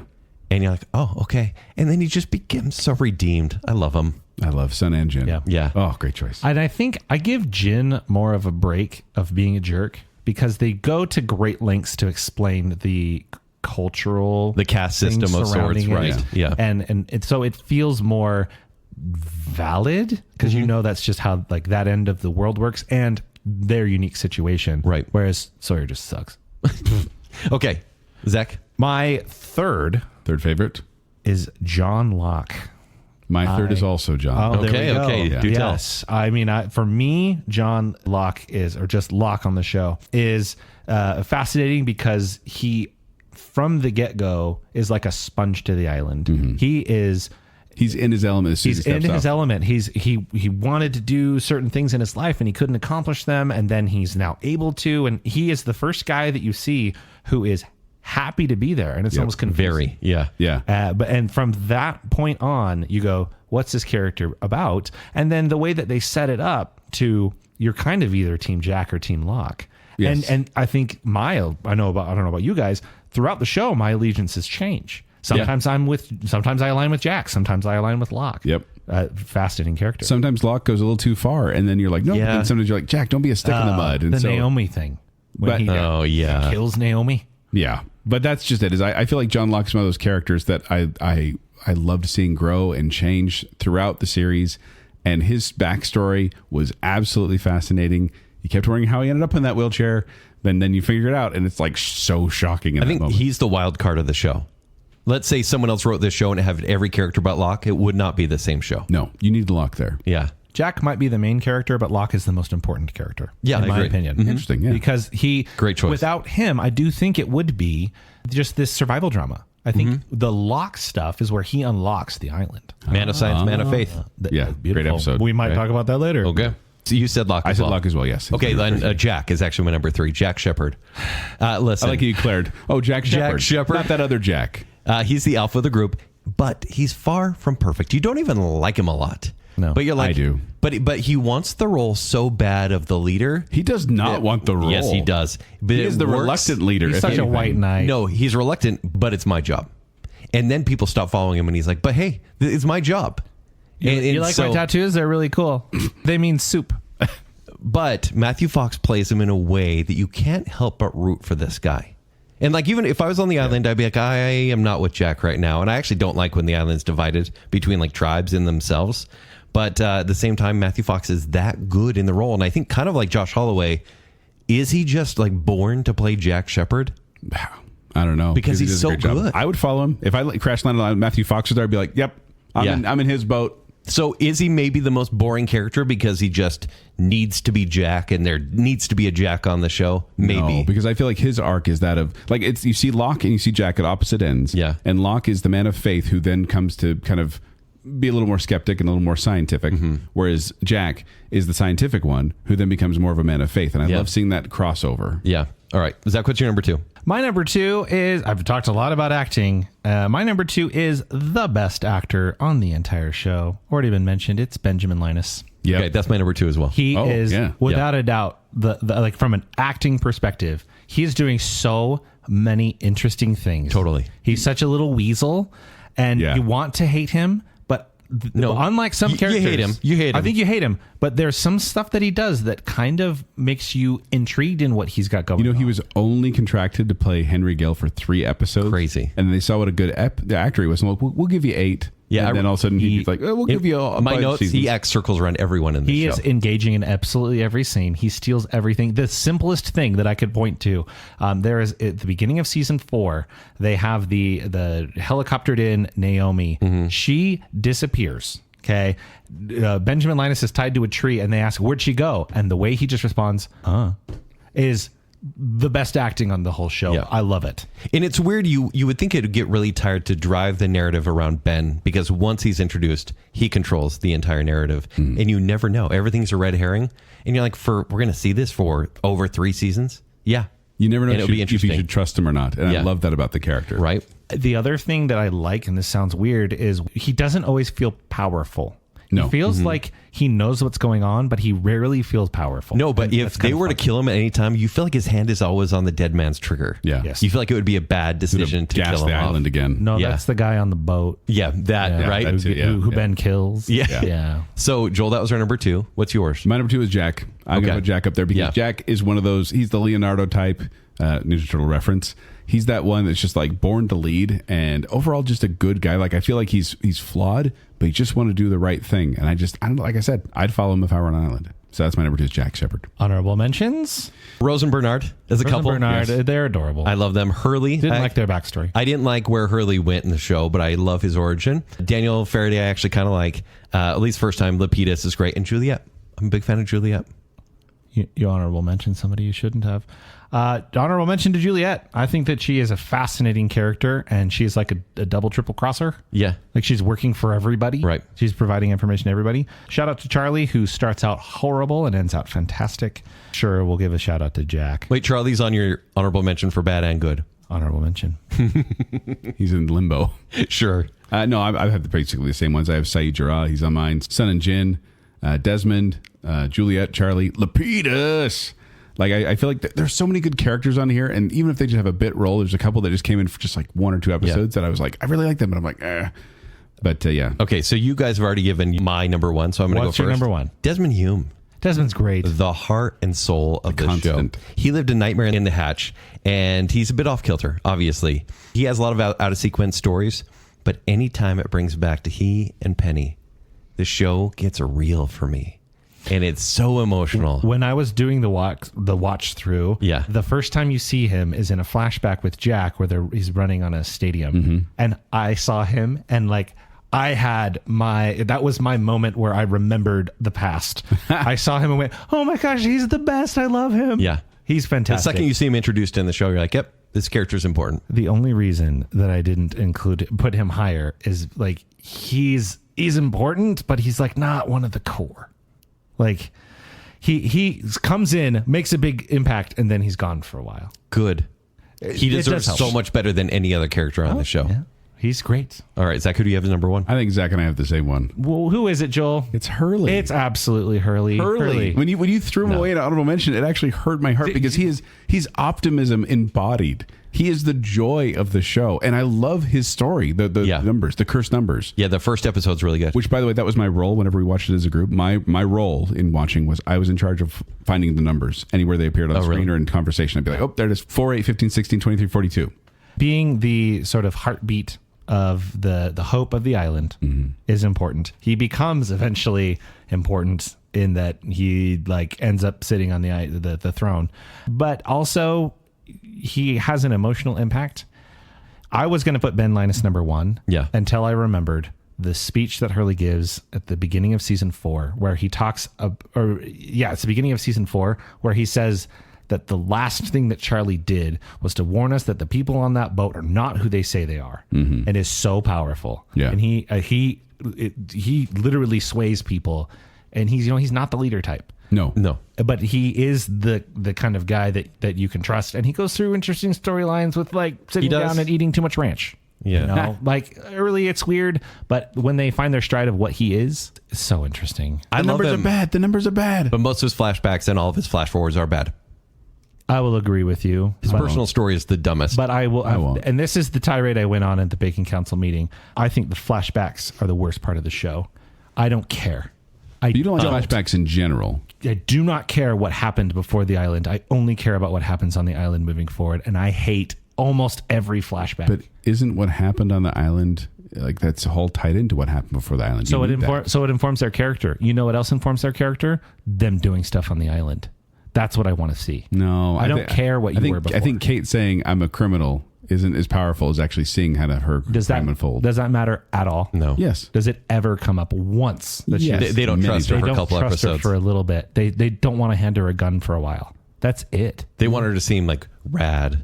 That's about it. I believe there's only She can handle What? a gun. Ken? No, they want to give someone an edge, and that's all Kate has. No, I'm getting after your radness. She's over rad. there. I could argue that Jack, I mean, you do get some interesting stuff with Jack. You get some interesting stuff with Locke. That's kind of it. Yeah. I do not like the flashbacks at all. Okay. And I love them. We need to keep going somehow. This is 6 seasons of a show. We're going to do a 2-hour show. Leave it. Let's talk about moments, shall we? Are we doing top 5, bottom 5, top 5 again? Yeah, should we go quick? Let's go as fast as we can. Let's go. I mean, at least my bottom will be quick. I love when your bottom's quick. Do you want to do all of your 5? Yeah, I'll do all my Okay, 5. go for it. All right. Fifth worst moment is you all every butties. It's the commercial that Charlie's in with the band. When they're in the baby wearing outfits, diapers. but yeah. Like it's funny. It's a funny visual gag, but like we've seen the band storyline 18 times. It never got any different or any better. And Droogs. Number 4 is the hatch explodes and nothing really happens. Absolutely. Nothing happens. I knew you'd say this. Nothing really happens. Nothing the consequence happens. for the island, pointless. The entirety of season 2 doesn't matter at all. No. With pushing the button. pushing the button. electromagnetism What and happens after, Joel? What happens after? They twist the key and nothing happens. What do you mean nothing happens? Why did they Desmond twist gets it? blown out It's of a there. and self-destruct, becomes but psychic. nobody dies. He becomes the constant. He gets exposed to electromagnetism. But pushing the button is supposed to be the most important thing that ever happened. But Desmond switches the key and then nothing happens. Like it brought the plane there when you missed it the first time. yeah. And they blow the whole thing up. Nothing happens. It all comes from the incident, which is they drilled too far. It They- released That's the actually my energy. number 1 now. Number 3 is all of Charlie's drug issues. I mean, they just keep going back to it, and I get it. When you're a junkie, you deal with that. I don't need to see it on TV nonstop. And number 2 is Kate and Sawyer going elsewhere in the bear cage. Bear cage. Number Yeah, the 1 bear cage is episodes are Libby great. getting shot. I was so upset the first time I saw this because I wanted Harley to find love. And then he did almost. And then she got shot. But so did Ana Lucia in the same scene. No, that's it right. doesn't. It doesn't balance it out. yeah, she died. Oh no, he because died. because Libby, they try to explain it later, but when she's in the same asylum with Hurley, I'm like, this means something. Oh no, it doesn't. And then I was like, wait, She loses touch after the death of her husband. Yeah, she had a no, complete they break- tried to explain that later to give She it had a some mental breakdown significance. after the death of her No, husband. there's a reason for the convenience and coincidence, and also any Shannon relationship. Anyways, those are my 5. Okay, that's actually 6. You brought it up. I will agree with you, but I didn't put it. The hatch, the lack of consequence of the hatch and the key twisting. Yeah, Like they made it such a big deal, and then so many arguments. yada it away. I do hate it. I don't. I'm just not getting that same impression. It as you affects guys. Desmond, but it didn't affect I the understand island why you feel that way, and your feelings are. But you're not valid. explaining the why it happened or what happened, but or what the consequence is outside We're of running Desmond. long. We're running long. So we All have right, to- all right. Worst moments. The smoke monster. I think the smoke monster was a dumb yada yada that never satisfyingly. But there were gears grinding and it showed them past flashbacks. The big scary thing in the forest is not knowing how to write yourself out of that situation. The Locke's Sweat Lodge in the episode Further Instructions. What was the point of that? 3.3.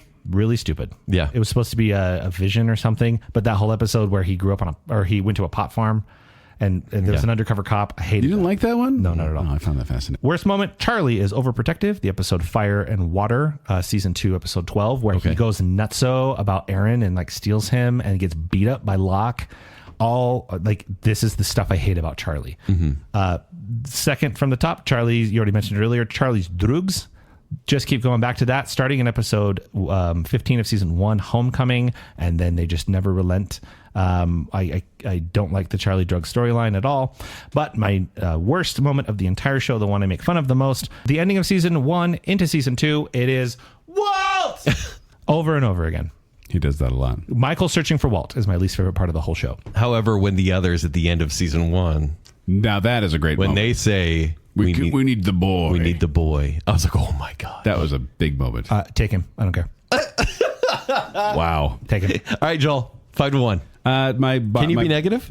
My bottom 5. Oh yes, I told you this is. I know the flaws of this show, this series, but my number 5. I don't know. It's kind of an episode, but kind of not an episode. But just we don't need to know the origin of Jack's tattoos. Oh, that was the Jack worst in Thailand. episode. I kind of went like Stranger. Stranger in a Strange Strange Land. Land, season 3, episode 9, and it felt like a kind of a solo thing. Yeah. Like where it's like, hey, we need to know where the origin of his name. Like, no, we don't. We don't really care about Bottle that. episode. I feel like that's when they kind of ran out of flashbacks for Jack. Yeah, they did. Number 4, killing off Libby. I heard, like I said, they did it just to get an emotional reaction. I felt like her character had more to do, and I hated seeing her go like that. It definitely did shock me, though. Number 3, Charlie's death. I got very angry when Charlie died in season 3, episode 22, Through the Looking Glass, because he could have easily. He's in the hatch underwater. He could have got out. He could have closed the door from the other side. It would have been fine. Yeah. And I was so mad at that moment because I'm like, he could have lived, but the character wanted off. The actor wanted off. Well, also is predestined in the show.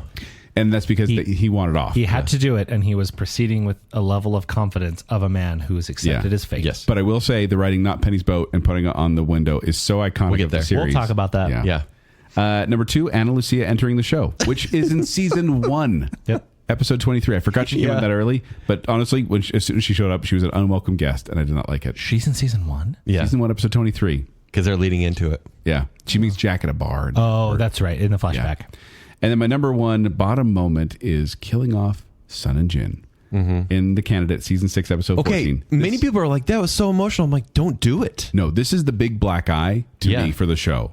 Because, like how it should have ended pointed out, the whole time, like, you have a kid. You have a kid. One of you go back and raise the kid. And, and he's like, I won't leave you again. And it is emotional. I do get sad every time I see it, but it really bugs me. And then they try to show them happy in the afterworld. No. And I'm like, but your kid, and you should have been together. And I don't know. I just really get annoyed at how the writers did that death. Yes. So that was my number 1. That is my big black eye. So pointless. My big black eye Great of call. the series is Sun and Jin dying on the submarine when it exploded. Are we also going to blitz through our favorite moments? Probably the same pace. Kent, you started last time? Start this time. Exodus, the end of season 1. It's them getting on the raft. It's the beautiful music by Michael Giacchino. When they're trying to get over the waves. Oh my gosh. And then Vincent's coming in. I'm like, it's just a dog chasing the raft down. Yes. And Walt's like, Vincent, go back. And the music is so stirring that it felt like the end of a series. Yeah. I was like, oh, they're going to get away from the island. They're going to get Very saved. few hopeful moments in the show. And that was one. Is one. Number 4, Boone just dies and Locke goes to the jungle and he's screaming and he's like, I've done he's talking to the island like it's his god, essentially, because for him it is. Yeah. I've done everything you wanted me to do. Why have you done this? Light turns on. It's like if the island responded to him directly. When I saw that both times, I went, wow, what a moment. And also from the flip side, when you see Desmond's point of view, he's about to commit suicide because he's just done. And but it's a simple flip of the switch at the same time. Then he hears the banging on the door, and that stops him from doing his duty. So like both ways, it's a powerful moment. Number 3 is Not Penny's Boat. Hand up to the glass. In fact, even rewatching it and multiple times on YouTube, I'm like, you don't have time to get the Sharpie. What are you doing? The Sharpie's not going to work. But Not Penny's Boat. So iconic. And it made me sad when I watched it, but it makes sense. The Sharpie wouldn't work. Number 2, it wouldn't have worked. On number the island, 2, it works. all of a sudden you get to the end of season 3 and you've seen Jack in a few episodes where he's really scruffy and he's struggling with some life decisions. And then all of a sudden he's sitting there, and maybe we talk about this in episodes, but he needs to talk to somebody about getting some mental help. And then in the darkness, you see Kate approach. Like, Jack and Kate never knew each other in the flashback. And he talks to her and he says, I've been trying to crash every weekend since. Kate, we have to go back. Season ends. And I'm like, oh my gosh. It is such a good reveal. And I did mention to my wife that I hate that on a rewatch I know that. Yeah. It is, Yeah. It is so well played. Yeah. I love that. And number 1, literal tears. I watched it again today. Say it. The Christmas Eve phone call. Between Penny and Desmond. I can't even talk about it without, because Kate and Jack and Kate and Sawyer and Juliet and the two were also pushed. But Penny, heart and soul are Penny and Desmond. And Desmond.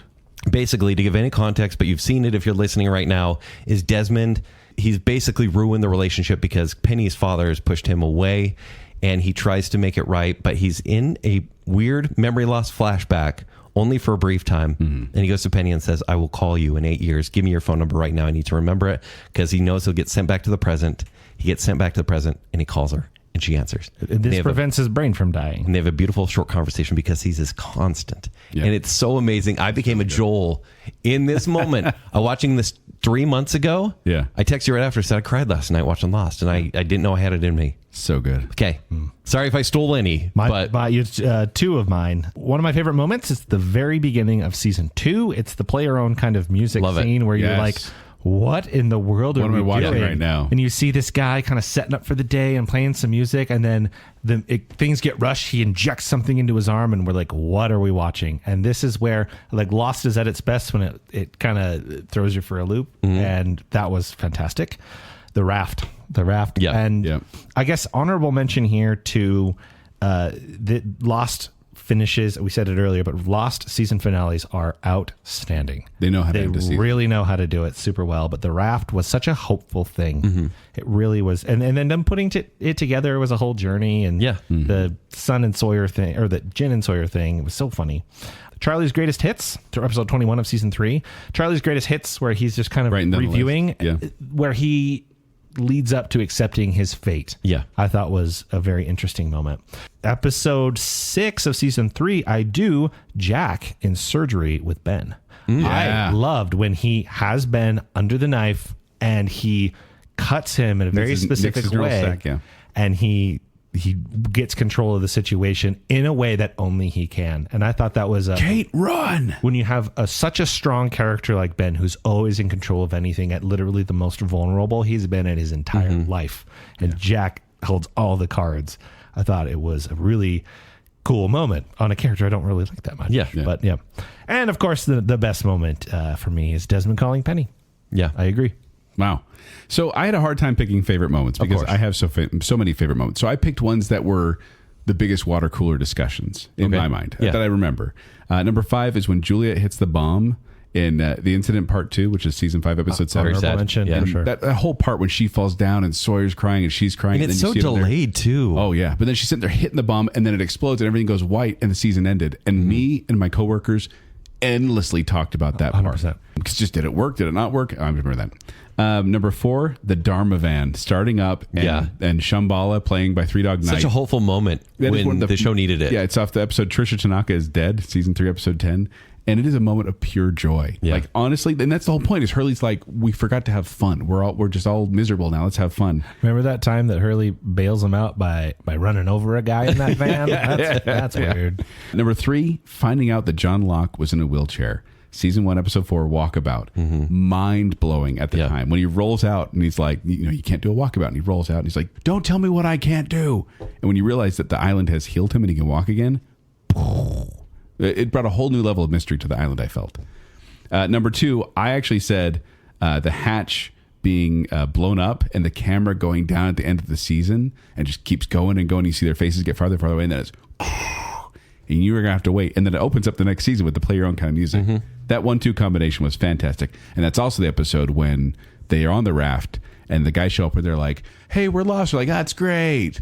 By the way, we're going to need the boy. Yeah. And all of a sudden it's like, Chilling. what just happened? And the boat blows up. That whole section right there. I put it right there. Sorry. I got it on the whole episode. And then, yes, my number 1 has already been mentioned, but we have to go back. When I remember watching the series and when Kate and Jack were meeting up at the airport, I was like, wait, they knew each other before the island? And I'm so confused in watching it. And then he said that line, we have to go back. And I remember literal chills going through my body like, they got off the island. Yeah. And he's a mess. Yeah. And then it was opened up the door to so many more questions that like, you're like, are they going to get off the island? Are they going to? All of a sudden it's like, yes, they got off, but how? So I thought, those are my top 5, but so many good moments to pick from. All right, now we want to talk about our favorite episodes. Let's go Quickly. 555-444-333. I'm sure a lot of this has been mentioned already. Okay, season 1, episode 20. It's called Do No Harm. So much happens here. Jack fixes Julie Bowen's spine, who in the character becomes his wife. I think it's Jack's strongest backstory. And he's also in that episode trying to save Boone from being when he was crushed, and Claire goes into labor. And this is the first episode where life and death plays at the end of the episode.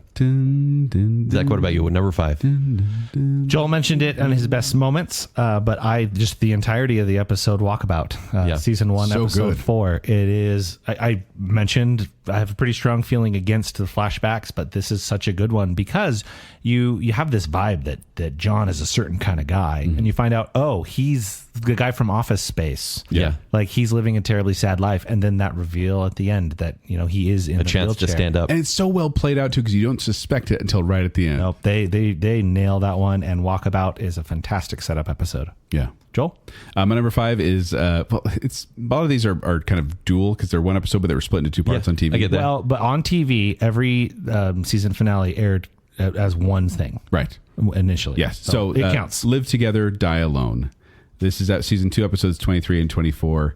And this is the one where it shows how Desmond came to the island. There's a funeral for Anna Lucia, bonus. Michael and Walt get away. They let the countdown end and chaos ensues. But this is the one where they confront the others and decide not to press the button to see what's going to happen. And I actually think it's a fantastic kind of culmination of everything of that season, of season 2. Okay. And my number 4 is season 6, episode 9, Ab Eterno. This is Richard Alpert's backstory, bottle episode about basically how he became immortal and his purpose on the island. And then it kind of shows more of the mythology and what leads to our eventual crash survivors. I think it's fantastic. That's a very fascinating episode. Yeah. It's got some creepy parts in it. Oh, yeah, for sure. My 4th episode is from season 3. It's episode 13, The Man from Tallahassee. Yeah. Another Locke-centric episode with the Locke flashback, but we find out in Walkabout that he was put in a wheelchair. We find out in The Man from Tallahassee how. And you just really figure out a window. how garbage that the dad is. Yeah, but Anthony then really, Cooper. I also feel like what's happening on the island with, Bring Me the Man from Tallahassee and all that's happening with the others. And I think this really from this point through the rest of season 3 is the very best that Lost has to offer. Mid season 3 through the rest of that season. Yeah. Peak Lost. Yeah. My number 4 is season 4, episode 5, The Constant. We've talked about it before, but time travel is tricky in TV and movies because of what could happen. But this one I thought played it off so well where you're flashing back and forward and it could get confusing, but they do it so well. And then it's a literal race against time where he'll die if he doesn't get things right, and he has to get things right. And it's just so well played with him and Penny, Desmond and Penny. I should say he. It's Desmond. Yep, really quickly, The Constant is my number 3. Oh, Zach, okay. what's your number? It's now my number 3, The Constant. Okay. It's so good. Yeah. Which then goes to my number 3. Yeah. Because I did my number 4 last. I actually picked the end. The final episode, episode 17 and 18 of season 6. The extended cut. It's so good. Yeah. And it gives you a little more meat to it, too. Honorable mention for me. Yeah. Answers are given, like sometimes spelled out to people. People are reunited. I cry every single time as the flash side. Who had the best reunion? Can you say? Oh, man. There's so many good ones. Hurley. I really liked Hurley's, but also I liked Juliet and Sawyer. Something Yeah, about just that the one vending got me. machine? Yeah. Yeah. But the whole point is, and like I said, I cried every time I've seen this, and it's just when they finally find each other because they're in this limbo. They don't know what's going on. They think they're just living their life, but then when they get these flashes of what's real and who they really are, then they get it through love or connections with others. I cry every time. And in fact, I felt dumb because my wife came in like near the end of this. Yeah. And I'm sitting there trying to ask what's going on. She's asking like questions like, well, how come that person this? And I'm like trying to explain it, like, because they love each other so much. And I couldn't get words out. She's like, wow, this really got you, didn't it? And I'm like, yes. So yeah, the end, I thought. She knows you by now. I thought they nailed the ending emotionally, even if they didn't answer all the questions. All right, my number 2 is Walkabout. This is the Locke's first backstory, and truly, like you said, when they show the beginning of the show again, where he stands up, you watch that pilot and you go, oh, he's just a bit shell-shocked. Yeah. He needs to figure out what he's doing. No, he's standing for the first time in a long time. Yeah. It's crazy. It is crazy. Zach, what's your number 2? My number 2, which was my number 3, it has one weak point, which is a dang tree frog. But outside of that, it's episode 14 of season 2, One of Them. This is a Saeed flashback episode, but specifically, this is about Saeed torturing Henry Gale, aka Ben Linus. To me, this is the 2 best actors on the show being the 2 best actors on the show. Okay, this wow. is Saeed It's a good episode. versus Ben Linus, and I think that is a fascinating matchup. Yep. My number 2 is Through the Looking Glass. This is Great one. And the end of season 3. This is when they try to turn off the signal jamming device at the Looking Glass, and then Charlie's underneath in the station. But this is also one where they're traveling to a radio tower at the same time. And this is when they have the we have to go back moment as well, where you get the flash forward. It turns out to be a flash forward, which is a mind blower. But also just, I mean, they finally get in contact with the outside world, the freighter, when he's like, this is the survivors of Oceanic Flight A-15. It felt so cathartic and amazing. It's like, he finally got there. He finally got the message out. Next season, you find out it's not all it's cracked up to Just be. pretend that they got rescued and stop watching. No, it's I actually so good. hated that whole thing of the rescuer / militant group. I hated them all. What? Do you hate Kimi? He's so evil. No. Oh, he's so evil, but it's group. like cartoony. The group is terrible. The group is terrible. That's season 4. At this point, it's amazing Yeah. because you don't know who they are. Yeah, right.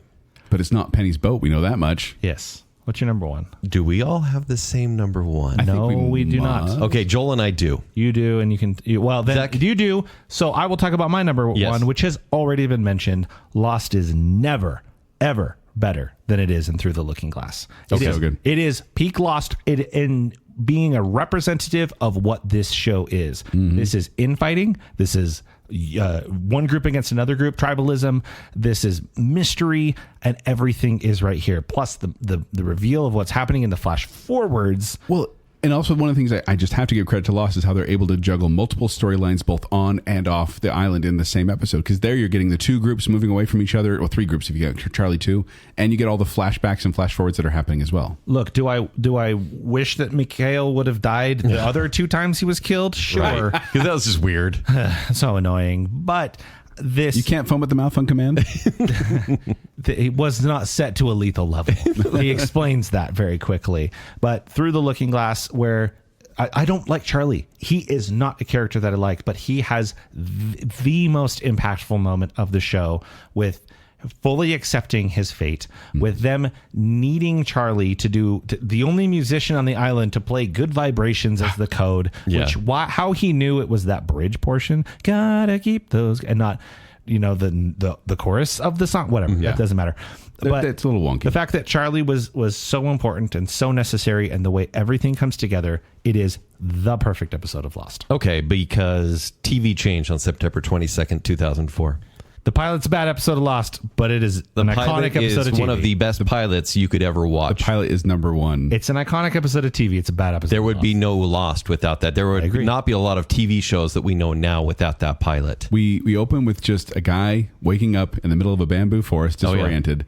He comes around the corner, and the sheer chaos of the crash site, immediate chaos, is amazing. The sound of the engine specifically is so stressful. Yeah, and then you don't need music. That alone, that the crash scene alone is just that is so enthralling. And then you go in the jungle, and there's the unseen monster that attacks the pilot and chases Kate. And it's just, you're like, what the heck is going on? Danger, characters, and mystery, all packed into 2 episodes there. Yeah. And then you have the broadcast they hear, and they're like, oh, we're going to get saved. And it's like, no, it's been broadcasting for 16 years. And then you get that famous line from Charlie. Guys, where are we? I mean, come on. It is hooked, line and sinker when you watch that episode. You want to watch more. It's iconic.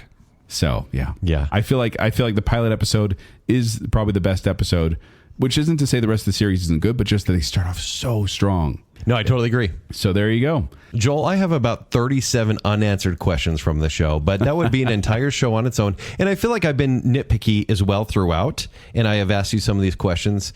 Some you've been able to answer, some you've been able to condescend to. So I know you think of it as condescending, Ken, but it's just because I love you. Yeah. Oh, that was so sweet. Mm-hmm. So I think it's actually kind of pointless at this point to talk about unanswered questions, because what the show does is, some are unanswered, some have messy answers, and some are over answered. Yeah. But what the show is more an experience where you can't expect perfection, but what you get is an ensemble group of characters that you'll probably fall in love with. Zach, what are your thoughts now that it's over? You just described Baconsale. Yeah, right? Love us. It's a complicated relationship that you have with Lost, because I think the highs of this show are so high. Yeah.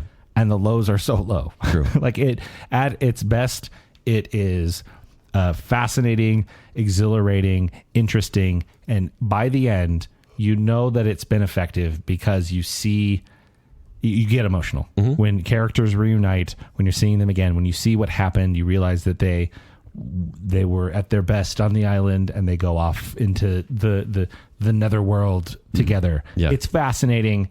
And it's very impactful. I feel like defending Lost at times. No, I do also too. I feel like talking people out of it. I could cut half of the show totally away and delete half of it, and I think the show would be better. That said, it doesn't mean it's half a bad show. I think it's mostly great. Mm-hmm. Just the first half of every season. The first half of every season. Just get rid of the filler. But I love that it was a broadcast show that came out with a new season every year. Yeah. It was different. And it's what TV needs to return to. Even to take the risks that this show did and surprise us, it was monumental. It was a pioneer in television, and it came out in the 2000s. Yeah. It's a bummer that nobody became famous from it, though. Kind of. Joel, final thoughts? I feel like the most important questions were answered. I feel like the writers, they definitely kind of, painted themselves into a corner and had to find a way out a couple of times. But I do feel like some questions don't need to be answered. Sometimes you have to take things on faith, not by logic and reason. Wow, I think Locke. that's the case with Lost. Okay. So if you go into this with that mentality of, you know what, I'm just going to enjoy the ride and enjoy the emotions, I think you're really going to enjoy Lost. Why are you listening to this if you haven't watched it? If you have watched it, maybe it's time for a rewatch. It's currently on Netflix. It's often been on Hulu. Yeah, and it really was fun to rewatch again. And knowing kind of how it all was going to end and the answers that would come to be able to watch it with that perspective was a lot of fun. And you'll watch it again? With my kids, definitely. Okay. Yeah, definitely watch those with my kids. So there you go. There are our thoughts, our very long thoughts on the TV show Lost. We haven't had an episode like this in a while. Seriously. We haven't.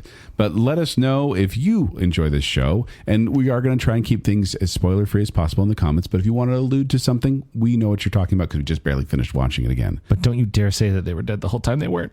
We're not. That is also true. But let us know on Instagram. Let us know on Twitter. Let us know on Facebook because we want to hear from you. But before we go, we'd like to give some love to our patrons, those that help keep the lights on here in the Bacon Cave, including the I Am Listener tier, which includes Taylor Sanderson, Some Guy, Sir and Madam Hicks, Shannon West.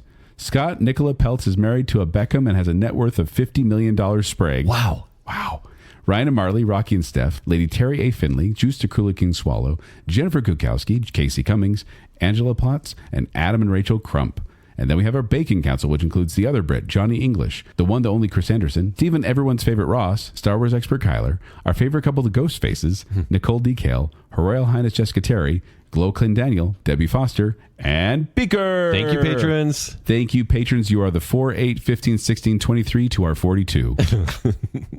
But if you want to find me, you can find me at 76Joel on Twitter. You can find me performing with Quickwits, who perform at the Midville Performing Arts Center and the studio at the Parker Theater. For more details, go to qwcomedy.com or go to the Quickwits Facebook page. You can find me on Twitter and Instagram at Kenny3DD. You can read my movie reviews at ShowtimeShowdown.com. If you'd like to connect with me, you can do so on Twitter and Instagram at Tumbling Mustard. But more importantly, make sure you're following Baconsale. Please like that Facebook page and then go to at Baconsale on Twitter and Instagram. After you've done that, go to tpublic.com/Baconsale where you can get yourself some merch. And then if you like what's going on here and want to support us further, visit patreon.com/Baconsale. Support starts at just $3 a month, and you can get, basically an entire Emmys show back there. It's kind of fun. Wow. Patreon.com/Baconsale. So until next time, oh crap, Kent, you weren't recording. We have to go back. We have to go back.